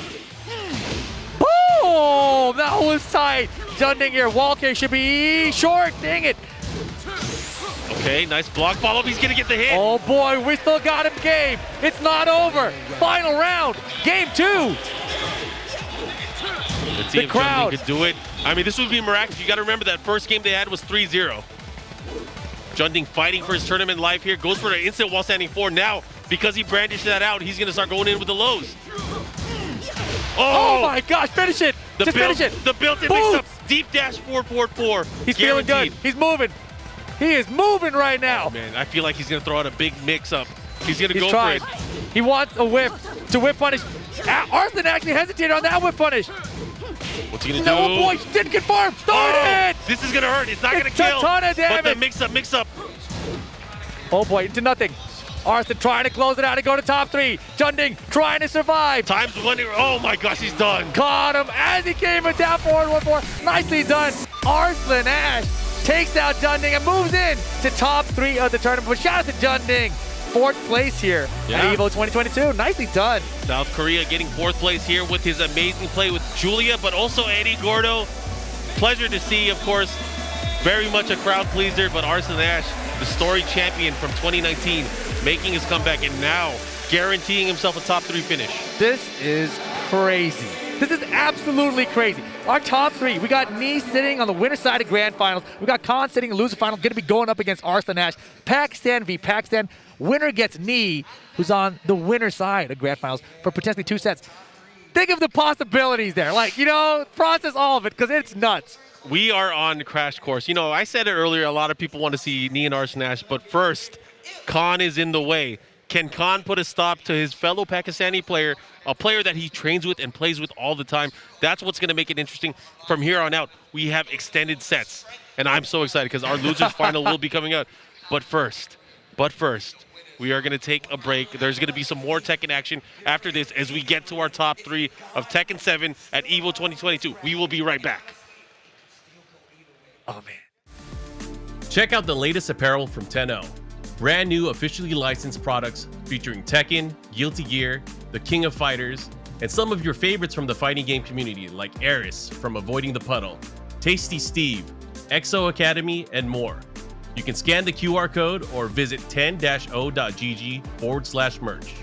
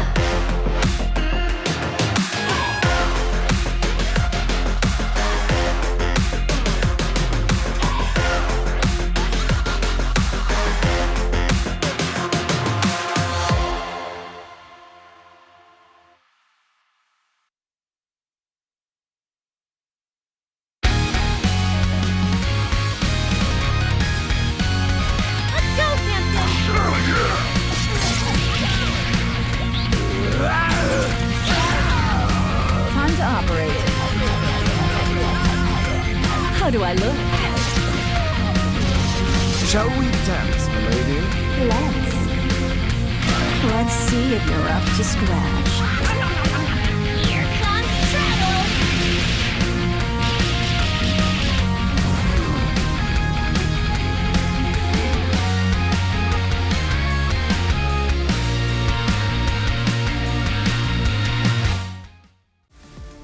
Shoutouts to Astro Gaming, the audio partner of EVO 2022, providing audio for EVO tournament stations with their A40 headset and Mixamp Pro TR products so competitors can have an amazing tournament audio experience.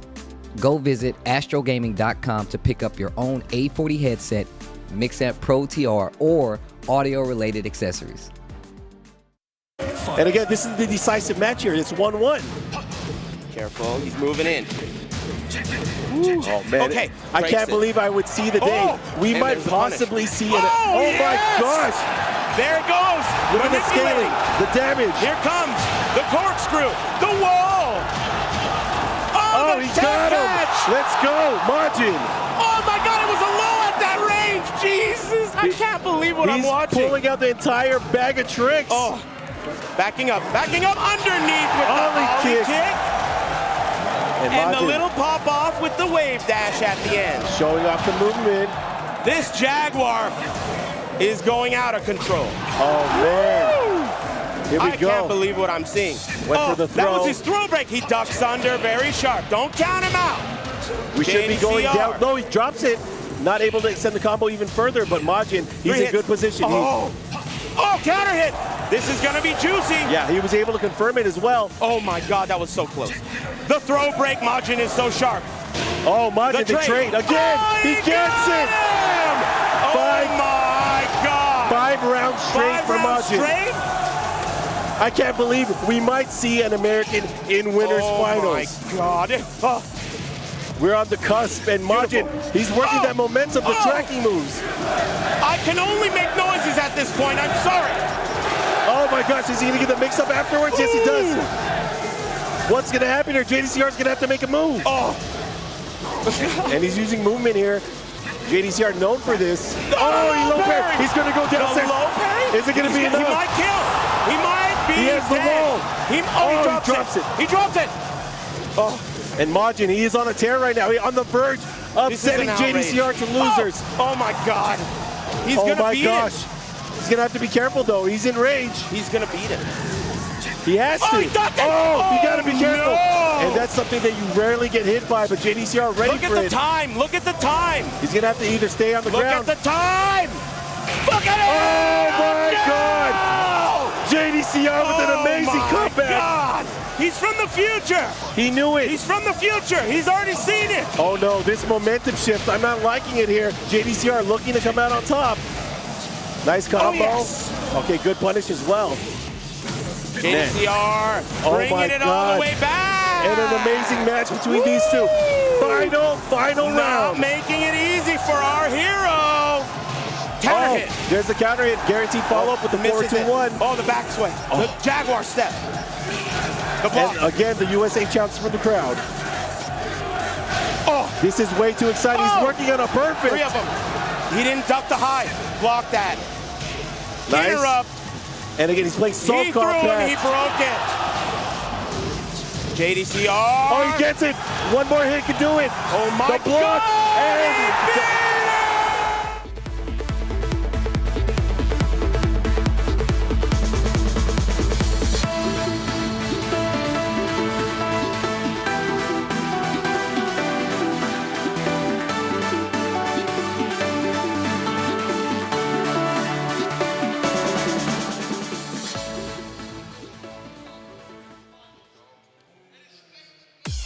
Welcome back, everybody, from the Mandalay Bay Hotel and Casino in Las Vegas, Nevada.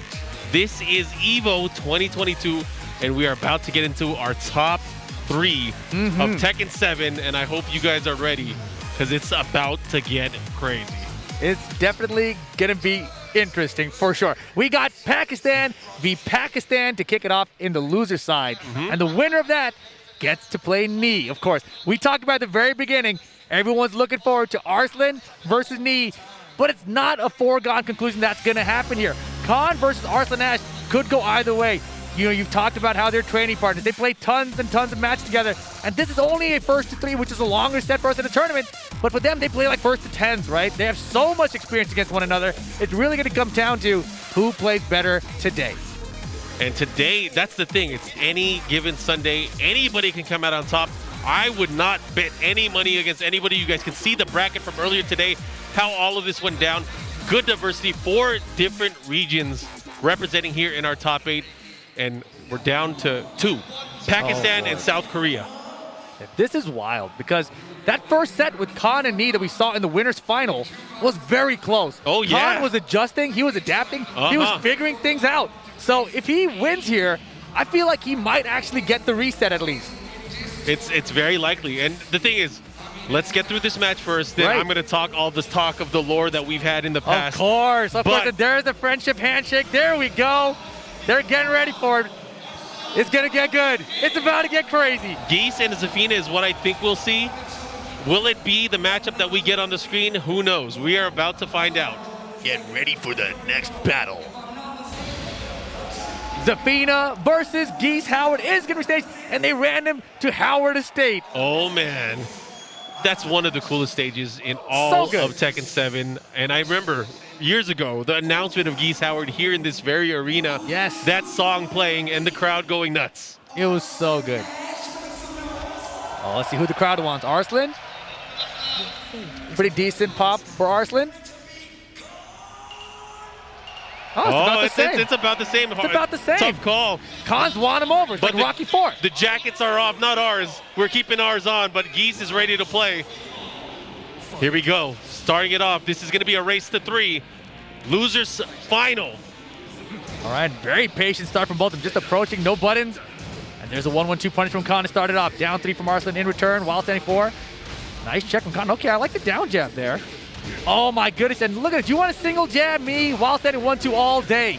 All day. Starts with a resplat combo, KYSG. All right, and now Arslan's chilling. He's got the lead, but oh my gosh, he hit a button and Khan finds the counter hit. Here comes the wall. We breaking one of them. It's my house. I'll do what I want. Uh-oh. Hey, you went for too early for the grab. It was kind of far away, I feel like, because of the angle. Yeah, he probably should have sized up a little bit more, but doesn't matter. Has the life lead here. Arslan Ash with the rage. Goes for the rage drive. The big low! He went for the gusto. He pulled it off, but wow, what a big risk. But it was a calculated one, right? Like he knew it was going to hit, otherwise he wouldn't have went for it so early in the set. And Khan now, though, he's got that 1-bar meter. And man, that first wall break, not getting the ground grab really cost him there. Anyways, let's see how he's going to make a comeback here. Right now, good life lead here for Khan. And again, you got to think about it. These guys play against each other a ton. They are training partners. They have traveled together. How is he going to deal with it? Nice punish there with the down forward 1-4. Trying to keep him honest. Went for the slower homing attack. There you go. Not going. He doesn't go for the knockdown, though. That's an interesting choice. Yeah, he wanted to keep him standing. He does have the life lead, though. Let's see how he goes in. 15 seconds left. Time's a wasting. Caught the back 3-2. Round count tied. Man, and his timing with the back 3-2, it's almost like a counter time. It's like an electric that people throw out or something, right? I mean, it's not as fast, but very effective. Yeah, very effective. And, it's crazy because, we saw him trying to use it against Knee earlier, but it was very hard because Bang on block can punish it, right? Exactly. So that's why he started doing his first hit by itself. There you go. The parry, etc. Yeah. Here we go. Nice. Arslan Ash now. Look at this corner. Got to get out of there. Oh, right through it. Oh my gosh. Oh, if that were closer to the wall, that would have been a nasty bounce. Man, he was so busy backdashing away. He went so far they couldn't whip punish that time. That was really interesting. Nice. Ended up dashing in, gets the counter hit into the screw. The follow-up here, he's going to push, but he misses the combo. This is bad positioning right now. Khan, he could pull off a miracle here. Will he be able? Uh-oh. 2 meters. Pressure. Arslan's still trying to slide away from the wall. Gets caught. He might be that dead. Should be it. He might be dead. Yeah, pending no drops. Goes for the easy stuff. Is it enough? Rashomon! There you go. And it's just enough. Able to close it out here. Khan 1 round away from taking the first game. Will he be able to do it? That's the question here. Who will draw first blood? These players look so evenly matched, too, when you watch them play. And obviously, both of them in the top tier of the tournament, they must be evenly matched. I got to believe that if you're someone like Khan or another player in Pac-10 at this level, you want that opportunity to stop Arslan and be like, I'm also that guy. Uh-oh. Here's the push, the follow-up here. Uh-oh, is he going to go downstairs? Oh, he might. He will. Let's go outside. Let's go outside. Woo! Oh, yeah, we rarely get a fight out here. What timing on that down forward 1? That was crazy. That was a squid punch. And that's the throw. All right, here we go. Pushing towards the wall, gets him on the ground in motion. Caught him on wake up, the follow-up here. Too far, punish that. First game to Khan. And that's the thing, you cannot whiff that rage drive. Yes, it's great on block. You can force a mix-up, but if you whiff, you are vulnerable for eons. For eons. How many times have you ever seen Arslan Ash whiff something that big? Not I can't even remember. I can't even think of it one yeah. time. Man, Arslan is breathing heavy right now. We're looking at Khan, obviously, but I'm looking at another view. Arslan is breathing heavy. He has some concern right now. Anyways, the two of the shining stars of Pakistan, of course, Pakistani players really coming into prominence during the 2019 year. Some of the best players from around the world. Arguably, a lot of people say the best region overall. Yes. But again, we rarely get to see them in these events just because it's so difficult for them to travel over. Of course. But in recent years, they've been able to get their visas early on, and they've been able to go to a lot of these events, showing their dominance. Arslan Ash, obviously everyone knows he is a story champion. He's won so many of the recent major tournaments for Tekken. Arslan here going to the Infinite stage with Zafina seems to be the combination to go with. Zafina and Infinite stage, bad combination. That's what Khan's thinking. All right, let's see what kind of combination he's going to get here as he looks to capitalize here. Again, this is a race to 3. Khan already having one on the scoreboard. Nice punish with the back 1-2. Khan looks so confident against Zafina. He looks like he has so much experience against that. Nothing really phases him. Wow, much slower pace than we saw from Khan and Knee earlier as well. Oh, he goes for the crouch jab into the knockdown. I like it. What he did before, and there's the 1+2 counter hit. Should be able to close it out. Back 1 into the follow-up here. There we go. Very nice finish, Arslan Ash. First round here. Man, I really wonder if the stage selection is what this is going to come down to. Because the first stage randoming to Howard Estate, getting Khan that first game, this could be wild. Counter hit, down 3. That is huge, of course. The follow-up here, what is Arslan going to do? He goes for the spike. Oh, the whip punish. That's my gosh, beautiful. he's standing. Here we go. No counter. And again, both of these players jockeying for position, looking for that opening. Khan finally starting to open up, but again, he's at a life deficit. He's going to have to put in some risk here. 20 seconds about left on the clock here in this round. Good choice. Yeah, time management has been a little bit of an issue for Khan so far today. And Arslan using it to his advantage. All right, here we go. Arslan Ash looking to tie things up, making quick work here. The stage has played such a big difference from what we've seen earlier. Oh, for sure. I mean, Khan having that double wall break and balcony break combo was huge. That was a big part of why you won that first game. No walls now. Arslan able to just move freely with the back dash and side steps. And so far, Khan really hasn't got anything big started. Got 2 meter to work with now, though. 30 seconds, behind on life. Trying to find a way in safely. Got the jabs here. Got to watch it for a while. 1-2. Wow, how did he do that? How in the world did he get it? He's got the lead now. Running mix. This is great. Oh, he went for it again. He's going to pull it off, and he's going to take the round 3 round straight. Khan. Oh, my gosh. Khan was sitting back so far in his chair, and he cannot believe it. He literally cannot believe it. It's like, I can't believe he did that to me while I was running at you. Unbelievable choice. Arslan Ash just knows when to do it, right? It's such, for those of you guys that don't know, right? It's such a slow move that players can react to it unless they're not looking for it at all. Yeah, he was able to pull off. That was the snakiest of snake edges if I've ever seen one. Anyways, we are going into a tied set right now. Again, this race to 3. So now, whoever can win the next 2 matches will be able to seal the deal. This is huge. This is huge. Where are we going?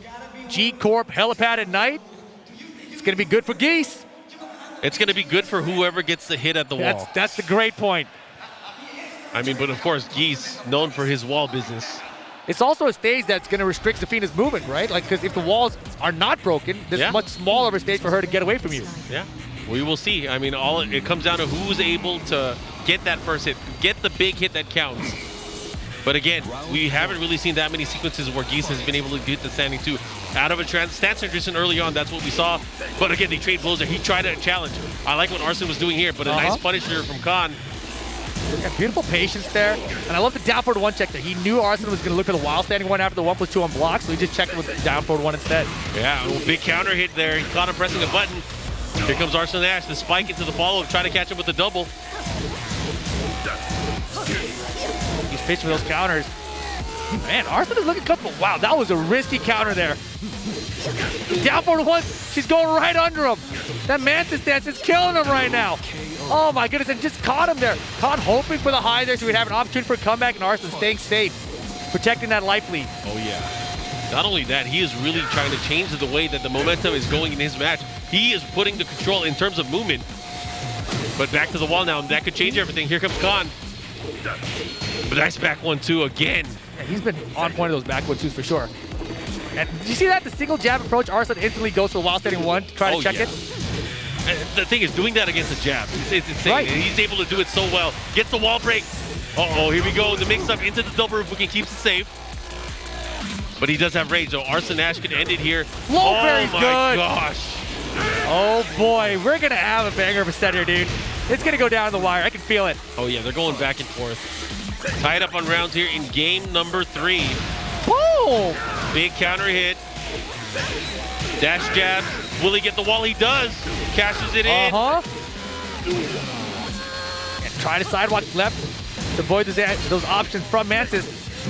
The back knee was there that time. Oh yeah, he's been working that back 3, but not able to convert it to the combo, but it doesn't matter right now. He does have the positioning still, which is so important here as he goes into Arslan Ash. He doesn't want to leave him room to back that. Of course. He's fishing for it. And actually that back kick too, the one that he didn't do, was actually really smart because the wall was right there. Yeah. All right, slight life lead here for Khan. Arslan, look at that backdash approach. Let's see what he does. Using that down forward 1. Here comes, oh, Where are you that's it. stepping? Why That are you is trying it. to step? Man, and Arslan didn't like that. He readjusted his seat immediately when he got hit. Khan looking to take the lead in the set. That defensive use of that standing 2, really opening himself up. Oh, he caught him out of the air. Beautiful, beautiful. Conversion, not a lot of damage, but positioning is everything. Wow, and got the wall break, next wall. Spring kick's good. Khan saw the whip there. Low parry's good. You saw him looking for it early, held it, found it, and here we go. Oh yeah, look at this momentum. Will Khan be able to get this round and pull off into a game lead? Very possible, but Arslan Ash, of course, jockeying for this positioning with the life lead now. I was gonna say, Khan did all that combo, but Arslan still has the life lead. Yeah. Here we go. 1 bar, 1 combo, it could be over for Arslan in this game. Look at the time. Arslan's gonna wait. He's gonna wait. Oh my goodness, the timing from Khan! He has been a master surgeon. It's over! With that standing 2, he has been a master surgeon. Making it work, knowing when Arslan is gonna react, beating him to the punch. This is insane. They both are so stressed right now. 2-1. Khan 1 game away from eliminating Arslan Ash. You know, there was a recent post, maybe a few months ago, where Arslan Ash talked about his toughest opponent, and he immediately named Khan as his toughest opponent. And it's showing right now. It is definitely showing. Oh my God, you guys, he had his hand over his eyes. And he's looking over now. He is thinking so hard, what do I need to do? Khan is focused though. There's no way he's going to random the stage. There's no way. No, he's going infinite, for sure. Yeah, infinite is your 2 is what he's going to pick. He's sticking it out with Safina. Get ready for the Arslan Ash taking his time, absorbing all the information he's gathered so far and said big breaths. He talked earlier this year about how hard it is at every tournament he goes to now, how everyone's gunning for him and how hard it is to hold on and get these W's. And this obviously the hardest run yet. And now in this position to come back, he's got to win 2 games in a row against Khan. You got to remember, he started the loser's bracket, or started the bracket here in top 8 in the loser side. Yes. So again, he's making that climb, but again, he's hitting, he's hitting a limit here. Of course. He's losing. This is the problem of being in the loser bracket. There's just so much mental fatigue that sets in as the entire tournament progresses. But I'm going to give him the benefit of the doubt. He has been a champion here in the past. There you go. He can do it. Here comes Arslan, gets the launch here with that wall standing 1-2, the follow-up here. Low parry. Khan has been getting a ton of momentum from low parries in the set so far. All right, here we go. Hey. Counter hit. No. Wow, look, every poke hit that time. Second hit this time. What? Oh my gosh, everything's hitting but the counter, and that's the round. That should be the round. As long as he gets the rage guard, he should be able to do it. It's going to be a doozy. Again, that last hit of the Deadly Neo Rave, the follow-up here, looking to close it out. And it's enough. Oh my gosh. It's enough. round 2. It's slipping away from him. You mentioned it, nobody's won 2 of them.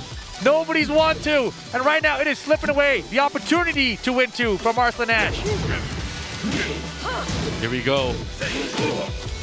And you know what's crazy too? If Nee ends up winning this tournament, he is also going to join Arslan Ash as one of the players that has won an EVO Japan and an EVO. But let's not count our chickens till they're hatched. We still have this matchup right now. Khan really showing out, really showing. But wait a minute. Beautiful. But wait a minute. That's the same option he's gone for every single time after 1+2, 4. Oh, the float. Not a lot of damage, but again, he's going to keep the pressure on. Let's see what he does for Oki. Full good behind here on life. Got the meter, found the hit. Oh boy, it's looking rough, Mark. Arslan Ash. Oh, he missed the last hit whip. No way, no way. There's 10 no time, seconds. there's no time. Wait, 10 seconds. Stay down, just stay on the ground. Arslan doesn't see the time. He didn't see the time. 5 seconds. It is set point for Khan over Arslan Ash. Will he be able to do it? It's either way, it's going to be a Pakistan versus South Korea grand final. But which one? Arslan is fighting. He is the champion. He will be able to make the comeback. If anybody can do it, it's him. Let's see how Arslan's going to approach here. The big down 4. Oh, Manta stance that worked out well from before. I love the back 3 attempt. Oh, second hit. Nice step. Okay, here we go. Khan right now.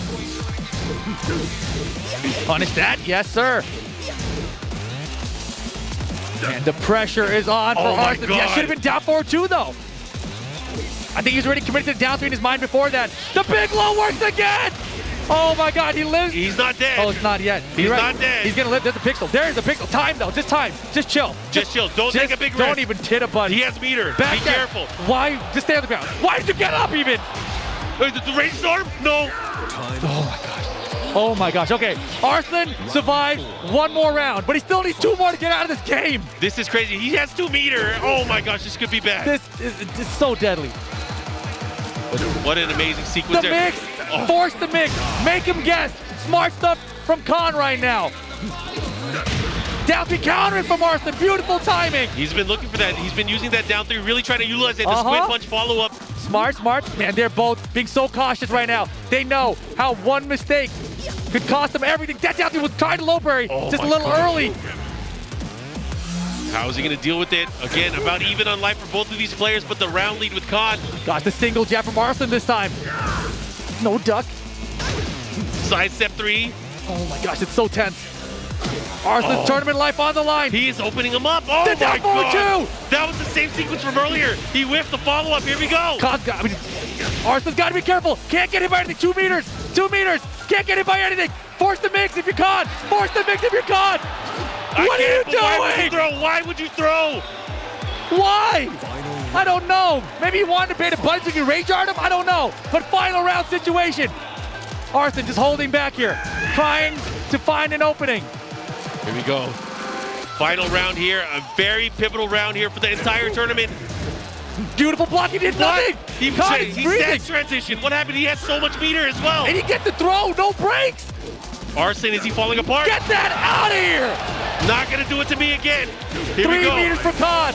Bend some of it. Let's go. He missed it. Okay, rage mode for Arslan. Tournament life on the line. Khan to eliminate Arslan Ash. Arslan was out of range of the back dash. Arabuken. That'll do it. Arslan Ash is eliminated from EVO. Khan will be moving on to the grand finals. Amazing play and amazing persistence. Khan able to take out his training partner, his fellow Pakistani player, and he is now having a rematch in grand finals with the legend Nee. Amazing. Unbelievable. Amazing. Unbelievable. That was, what an incredible set. Khan was playing out of his mind. The timing that he had for those back 3-2s, right? Arslan, the big lows were working early, gave him some confidence to use it there, and Khan made him pay for it. Yeah, at the very end of that sequence, of course, he got the super, looking to close things out, and of course, right at the very end, he backdashed. He missed the side step 3, but he couldn't capitalize, and Arabuken closed out the sequence, and Khan taking it and cashing in his ticket to grand finals. Wow, what a set. What a set. Man, we got some good Tekken. We have amazing Tekken.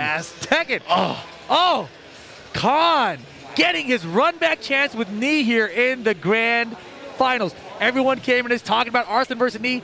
We don't even get that match in this tournament. Arslan out at 3rd place.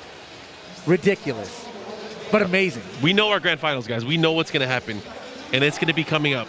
We have the final 2 players of this epic tournament from this epic weekend here at EVO 2022. But what's first? What's first? It's a break. Oh. We will be back with some more Tekken 7 action. Never mind. We're going into the match? I think we're going to the match, Mark. Did you make that decision? I'm down. I am down. Let's go right into I it. was surprised. I thought you said something's going to happen. I was like, what's going to happen? We got something interesting happening out here? Well, hey, we got more Tekken. We have our final set.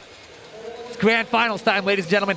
Khan versus Knee, the run back. Khan, obviously, he's coming off that incredible set where he stops Arslan Ash. He's got to play again against the guy who just sent it to loser bracket. Let's look back. Let's look back at what happened. So we had the winner's bracket match between these two, right? It was going back and forth. The tale of the moment is, I feel like, the way that Knee was able to utilize things like the reverse Kempo step. Yes. Stopping and kind of preventing Khan from using tools like the back 3-2. Right. Using tools like the 1-2 punch. There were a lot of things that Knee had kind of locked and loaded in that particular matchup against Geese that kind of sealed off what Khan could do potentially. And I think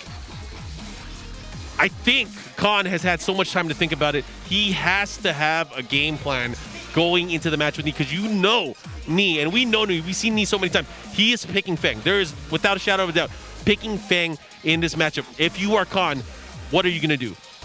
I mean, I think he's got to adjust. And we saw in that first set that he was adjusting beautifully, right? Game 2, I remember specifically, we saw him trying to stop Knee from using all those side steps. He went for the homing attack. Game 3, he stopped using those homing attacks, and Knee got it back. And then he was saving him for the special situations. But you got to watch out for Fang because he got the punch counter, right? And that's Geese's main homing attack that he's using. So it was a back and forth situation where there was constant adjustments on both sides. I think that this is going to be very interesting. But I think Khan can do it. I think Khan can get at least a reset.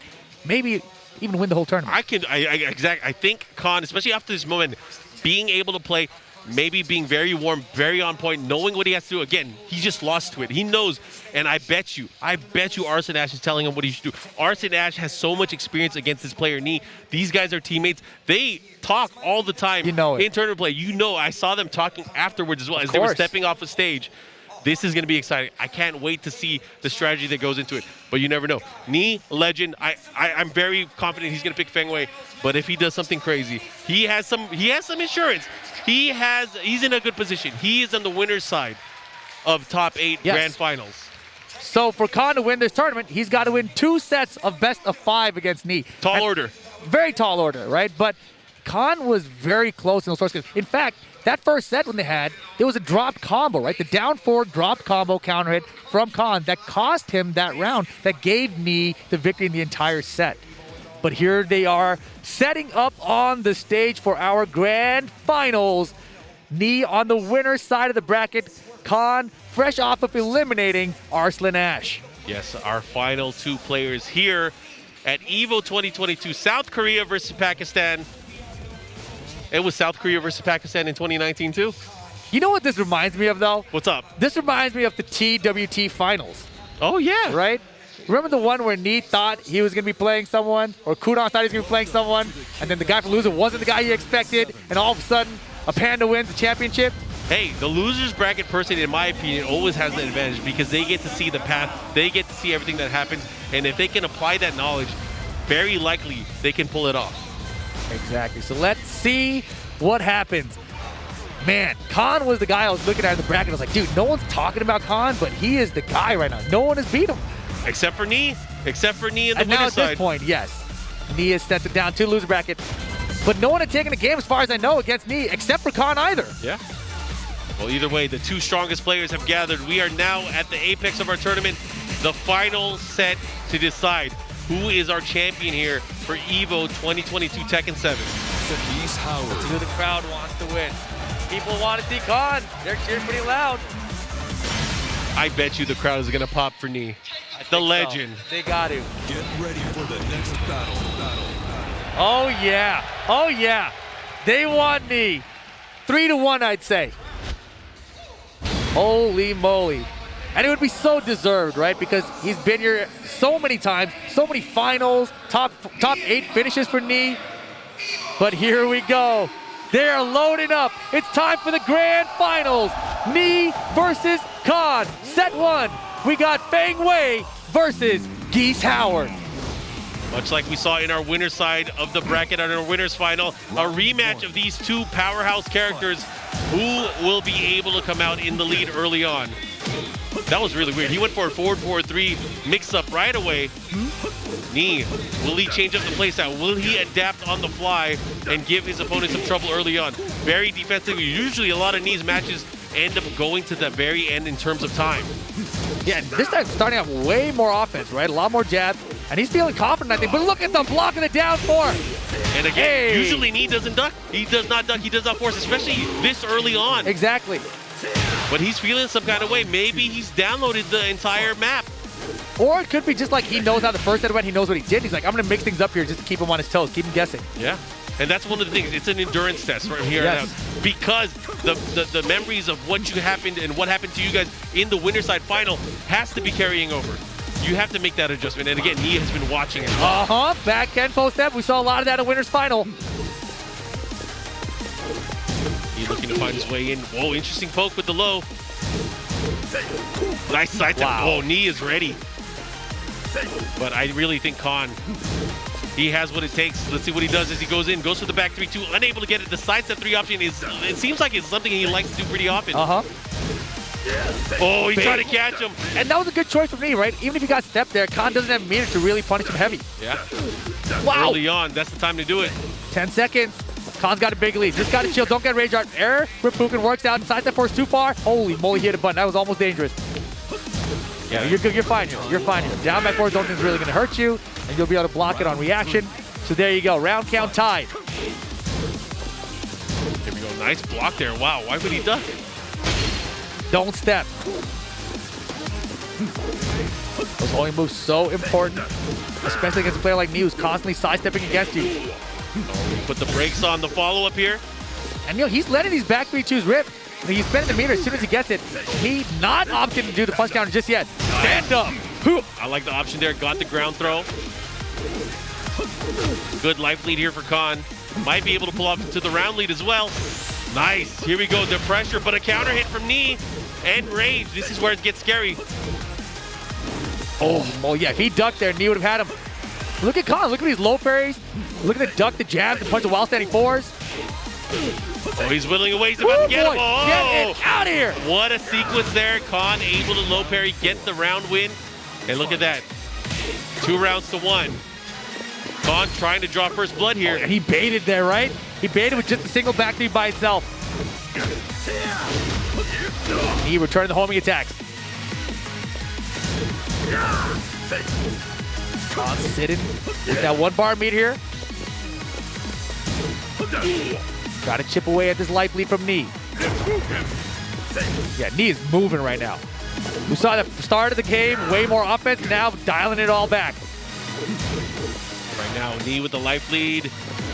I mean, if you're Khan, too many Geese players. If you're Khan, how are you going to approach here? Again, with the deficit, he does have the meter, but does he want to use it this early? Does he want to close it out? It could close it out. There's the use of it. Sidewall flat. Oh my gosh. Yo, 10 seconds. This is going to be so dangerous. Beautiful stuff. Yo, the conversion.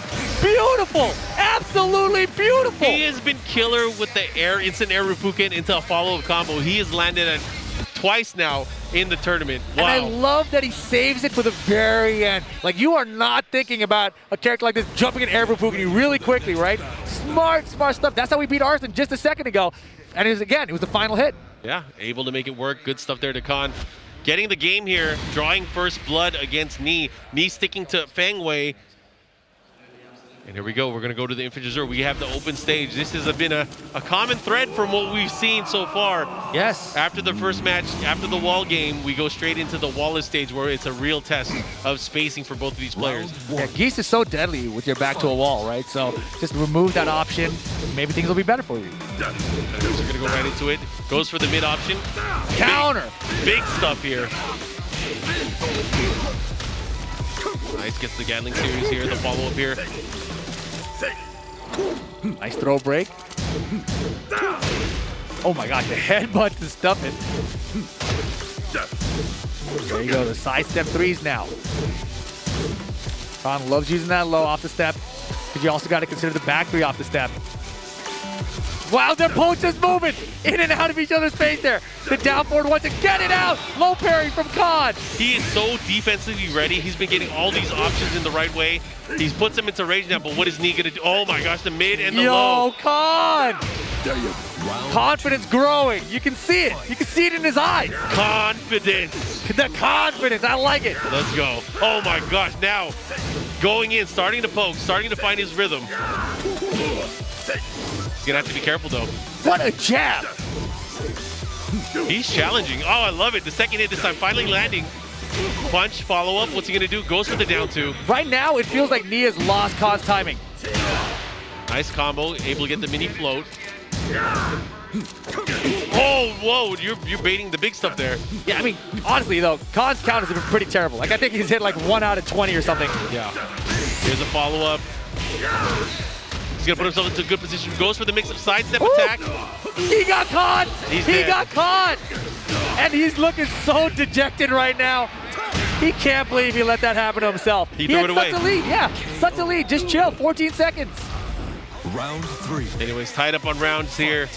Nee starting to really show up. There's the mid option. Goes for the noggin. Look at this. This pressure up close. Fighting so close to each other. They're really changing the trajectory. A lot of it was mid-range, but now Nee dashing in, trying to force a reaction out of Khan. But in combination with that reverse Kempo, that just got real scary. Yeah, and real quick. The down forward threes from Nee have been a great adaptation. In this set, one of the things is that Khan has changed. Instead of letting Nee just control pace with a single jab, he's ducked and punished with while standing 4. That time the down 3 there, right? So to stop him from ducking those high jabs, you know, Nee's throwing out a lot more mids with that down 4-3 to really make it pay for it. Full meter for Khan here, way behind on life though, and time beginning to wind down. I mean, how often do you see Geese locked in with 3 full meters? It's very rare that we get to see that. Nice follow-up there. 3-3 down forward 1 into the follow-up combo. Nee, 2 rounds to 1, looking to tie things up game-wise. The confidence is slipping. Oh no, but when you have that meter, you have to have the confidence. Oh, Force the mix. Whoa, let's keep doing it. Let's go. Oh my gosh. He looked at Arch and like, yo, Bigelow's working this guy. Down back 4. That was big. That was huge. Let's see what he does here. What's the follow-up? Goes for the mid options there. Try to hit him with the homing attack. About even on life. Again, Nee staying up close. This time starting to block those lows. The blocks are crazy right now. I think he's trying to force him to do a counter attack, and then I think what Khan wants is that standing 2 punish. Yeah, and you know Nee knows that there's that full meter there. He's waiting for that back D2 for the counter. Oh, what a block. He gets the while standing 1-2. Wow, no counter from Nee. Nice, he gets rid of it early. He wants to build more of that meter, doesn't want to be stuck. He needs to spend the meter though. He's going to lose the game. Oh, there's 10 seconds left. Trying to bait it back, tempo, 8 seconds, run in and go do it. Run in and go do it. Force mix, Nee, beautiful sidestep, and that's the game. Nicely done. 1-1. 1-1. We are all tied up, but again, the advantage is with Nee. Nee has 1 set over Khan right now. Khan coming from the loser's bracket. As we mentioned before, double elimination, you have to win 2 sets if you are in this grand finals position. Tall order, but again, he drew first blood. He can do it. That was very, very close. It came down to that round. And he goes to Dragon's Nest, I believe. That's a smart option there. You want to be able to have the wall. He already knows he has the ability to pressure against Nee, push him towards the wall, force that pressure mix-up. But I feel like offensively, Nee has started waking up. He has started showing a little bit more of his repertoire. He's a very defensively sound player, right? Nee is one of the best, but his offense can get crazy. His offense can get crazy if he wants to do it. Yeah, it's similar to what we've seen from Shadow in this past year, right? Where we've known him as a very defensive player, adding more offense to it. It really catches the opponents off guard. Like, oh my gosh, I thought this guy was just going to block and me, backdash on me, move on me. Instead, he's hitting buttons. It's very confusing for the opponent when that happens all of a sudden. Oh yeah, he's making it crazy. He's making it work. All right, here come the jabs. And again, go for these down for 3s. And Khan now, he's already adapted back to it. And there's the punch counter from Nee. And here we go, combo conversion, not going to reach the wall. It's just going to be a little bit short. Oh my gosh. He's pushing it at the wall. Oh, he keeps him there. He has counter hit. Big stuff. I love what I'm seeing here from Nee. The rage mode. He hasn't used down back 3 that much, even at all in this set so far. But now he's starting to make it work. Reverse Kempo. Just when you thought I was going in, I'm going out. Wow, right when knee ducked, he hit the back knee, but it was off axis because of knee sidestep before that. And look at the down tees. A lot of low posts with Khan, mixing up the different speed lows so that knee can't find the low parry against it. Yeah, and this is the scary thing too, is Khan is starting to resort with using these low attacks to really try to open up knee. Eventually, knee's gonna catch wind. He's gonna adjust. For sure. I hope Khan readjusts just in time. Here we go. Nice backdashes here from, oh my god. Single jab On a counter. jab. Big risk, but it paid off. And look at, he adjusted combo, recognizing it was gonna be a side splat. That's next level awareness from knee. I mean, he likes this game. He plays it, I think. I didn't recognize it at all there. I was like, whoa, he knew. He was ready. 13 seconds, knee with the small life lead. Khan has not been good in time management situations. Now's the time, Khan. Oh, what a whip punish. Again, the story of the matchup. We've seen reverse Kempo. And reverse this too, and you hold these punches. That's my round. This is big. This momentum shift can put knee into a good position to win the entire thing. Get it out of here. Low parry from knee. Okay, has the wall here, mixed up into the shoulder. Oh I don't my think gosh. so. This is Oh 1 for my 30? gosh. I don't know. The counters have now worked out for Khan. They don't work anymore. Uh-oh, knee is going in. But the counter it. You want to hit some buttons? This is big. He has meter as well. What's the mix? Oh, the jump in. He the might be big dead. jump in. He might be dead. He might be dead. Re-splat combo. Rage hard after. Here we go. Is it enough damage, Mark? Is it enough? I can't tell. I don't know. It's going to be close. Is it enough? You thought you had me. You thought you had the lead. You ain't got nothing yet. Another round. You never had him like you never had your car. Oh my God. Give me the slips. That was such a sick comeback. That was combo. such a My sick comeback. gosh. And there's the down 4-3 making its return. Beautiful from Neek. It's like, all right, you got it around. You stole it, Thief Howard. No, oh my God. Not again. Boy. Not again. At least he's not in range this time, right? But he has meter. That's the thing. He has the wall position. We already Oh, saw. the counter. Oh. The wall. The wall's going to save him here. Oh, forward two. He has not used a forward two the entire set. Then finally he pulls it out. Knee, 1 game away from being a Tekken 7 EVO champion. My gosh. What? That game was insane. Oh my gosh. We're all losing it out here. People want to see Knee win this tournament, get his first Tekken 7 EVO victory here in Vegas. But Khan fighting back so valiantly so far. I'm shaking my head. This is crazy. Are they running back same stage? Yes, they are. Or no, He wants to switch. He wants to switch. Okay. Confidence versus necessity. What is going to come out on top between these two? These guys are so evenly matched. Yeah. Knee already changing. He is adapting on the fly. There is so much going on. It's insane. The crowd is, of course, getting hyped up. We are going to switch the stages here, which could potentially be the final game. The crowd's going nuts. They think it's a double perfect with just the same move over and over again. They don't care. They know it's a Look, button this is check. awesome. Get the triple. Let's go triple. Yeah, I don't think that's going to happen. No. I would have hella hit him, though. I wouldn't let him to do that to me. Yep, I would have jabbed. Like, what are you doing? No. All right. The crowd, of course, super hyped. In the arena, we have guest commentators doing the house mic. Yes. We have Sam Deding, we have Spag, and we have Tasty Steve, of course, our friends. Of course. And it's super, super awesome. But again, stage change, we are going to get into the next game. Are you ready for this? Yes. You ready for this? Yeah? No. You got to think about it? I'm not sure. We don't want this to end. Can we go back to round 1? It's 2-1. Let's get a reset. I want to see a reset. I want to see Khan make those adjustments. He's sticking with Geese. Because of this, he is stuck with Geese for the entire opening set. But he hasn't used another character, right? We expect this the whole way through. But here we go, guys. Knee, if he wins this game, will be an EVO Vegas champion. I got to say one thing, though. If there was ever any doubt that Feng Wei was a good character, let that all be pushed aside. They don't know the way. Amazing. If you thought that, you don't know the way. Feng's been good for so long. He didn't even need to change it. All right, follow up here. Oh, hey, starting that big block to follow up. Giving his breakable wall. Oh, what? He missed the shoulder. He missed the second button. But the back tempo steps there to cover him. It's like, don't worry, I still got this button. Nice throw break here. Again, the rage. Again! Hey. 2 more rounds, and we're going to have an EVO champion. People want to see it.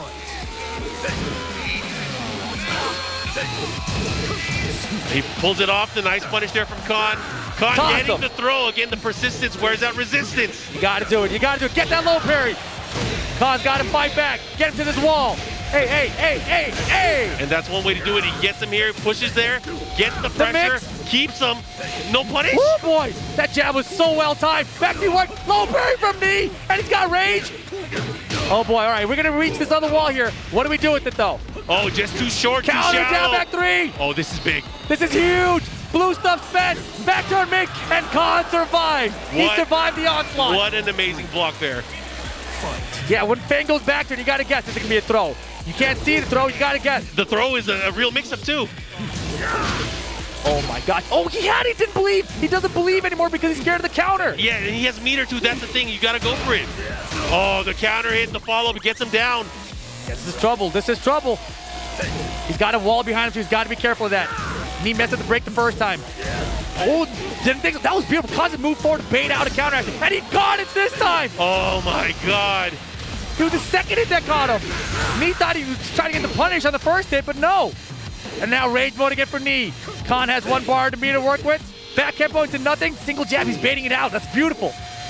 See what he does. He has Side step four. This is huge. He might get the wall. He's gonna get the wall. The Blue follow. stuff. He might be combo. dead. He might be dead. Hey, he's dead. It is tournament point for Knee. Khan, you got this. What can he do? Oh boy, that was a little fortunate it wasn't a jab though. Low parry, Khan stepping it up. This is big, he's gonna get the wall as well. He's gonna have positioning, how will he deal with it? He's got 2 meter to work with here, but it's been so hard to use that meter against Knee. Oh, he had it gosh. again. The confidence is not there. No confidence. Don't step, I like it. Punish that. Gotta be careful with rage though. He punished it, yes, gets it. Final round, game 4. Knee, a tournament point. Khan trying to stay alive. What a jab. Oh my gosh, what a sidestep. He dumps all of the fireballs so he can build meter again. How is he gonna do another What a sidestep? step. Oh, this is big. He didn't get it. The throw, broken. Low parry from Knee, this is huge. Oh, he's gonna have position. He's gonna get a wall break as well. No. It's already gone, it's already gone. Time though. Plenty of time, big life lead for Knee. That should have been back 3-2. That was his chance. He goes for the throw. So much pressure, something's gonna happen. Oh, Oh, he blocked it. Punish with back 3-2. Again, he missed it. He had 2 chances there. He had 2 chances. Knee is Rip. so close to winning this championship. But the meter, he has so much meter. Spend the meter, Geese. He spent it. Here's the mix. 10 seconds about left right now. It's close. He's got one more bar. Knee can be champion in 5 seconds. He's got the lead. He's got the lead. Knee's gonna do it. In 3, 2, 1. Knee is your Tekken 7 champion at EVO 2022. Congratulations, Knee, South Korea, and Tekken fans around the world. What a championship set. Oh my God.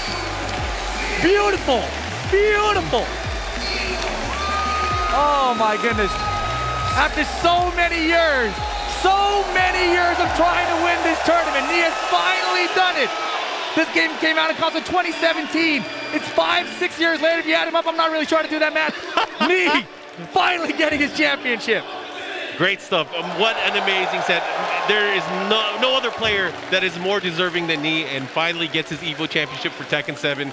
Oh, man. Oh, my goodness. That last round was so crazy. Khan, when he looks back at it, he's going to see those opportunities. Knee whipped some big moments. Khan had 2 bars a meter. No back 3-2 whip punishment. And it's like he missed it. He recognized he missed it. He put the back 3 right afterwards, but it was back Kempo step. Knee didn't believe he was going to do it either, so there's no Kempo step follow-up.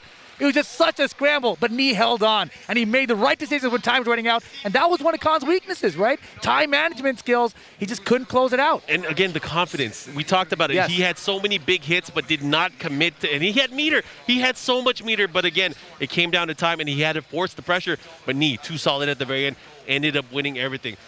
Amazing, amazing. Let's see some of the action that we just saw, but again, I gotta say, this set between these 2 players really showed the potential not only of their characters, but of how good the world is.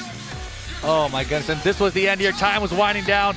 He couldn't do nothing. 1 second, had to just throw out a rage on hope Knee had hit a button to close it out. It's a high unblockable. Knee ducks it, gets the punish, and that was that. Knee. EVO 2022 Tekken 7 champion. Great stuff, man. Rip, I had such an amazing time here sharing Tekken 7 with all of you. Over 130,000 people watching on Twitch alone. Wow. Who knows how many hundreds of thousands of people have been watching all over the place. I know there's been a ton of people co-streaming and restreaming the event. Of course. But thank you so much for sharing some of your time with our community and sharing your time with the game that we love. Rip. Exactly. And I hope you guys enjoyed it as much as we did. Tekken 7 has been part of our lives for so long. I think we're going to get another year of it, Mark. One more year of this. Arslan Ash, Knee, the run back, EVO champ versus EVO champ. Anytime we can have more Tekken, I am down. Whether it's Tekken 1, Tekken 2, Tekken 3, Tekken 4. Give me more Tekken. I don't care. Yes. I'm happy. Exactly. And we are going to crown some champions. I know. I can't wait to see the smile on Knee's face as we award him the trophy that has evaded him for quite some time now. But it's just, again, an amazing way to set off the weekend for the game that we love. Exactly, man. But I do believe that we're going to throw it down on the stage for the award ceremony now. I believe they're starting it right now. So thank you guys for joining us. Let's go down to the awards. Over 1,200 fighters entered EVO 2022 in search of the illustrious EVO champion title. We entered this arena with 8, and now it is time to award our winners. In 7th place, from Korea, Rangju!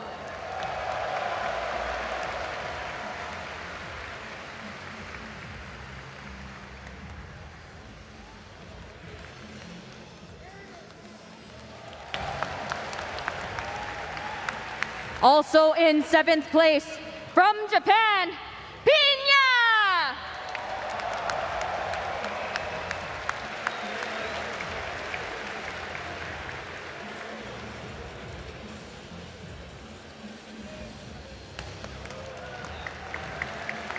In 5th place, from Korea, Ma-il!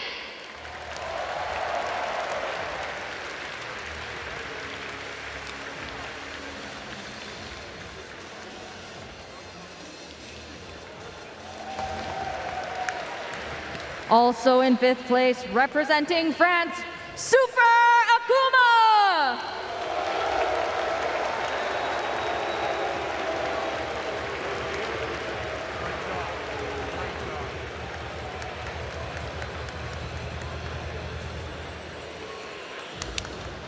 Slow down a little. Slow down a little. In 4th place, from Korea, John Ding! Congratulations. Great job. Great job. Watch your glasses. Come on, here we go. Here we go. And for top 3, in 3rd place, from Pakistan, Arslan Ash!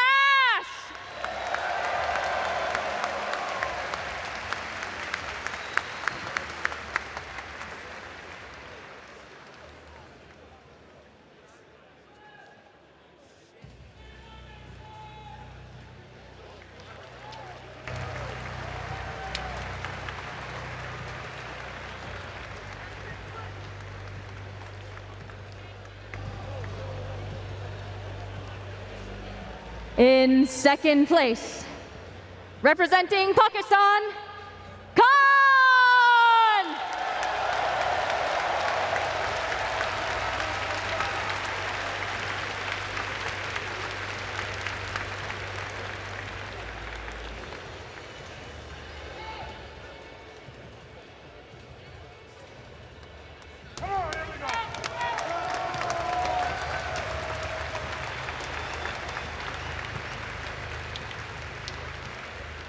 And now, your EVO 2022 Tekken 7 champion. From Korea, put your hands up for Knee!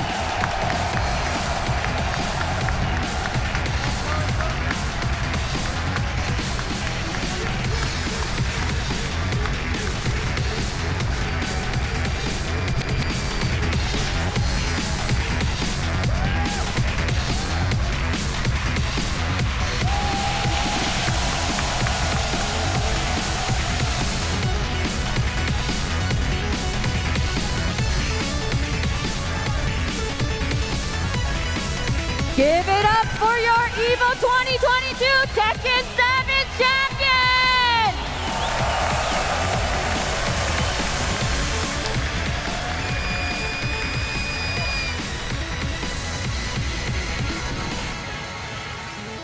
And everybody, you have to give all of the top 8 their flowers. Put your hands together for the Tekken 7 top 8.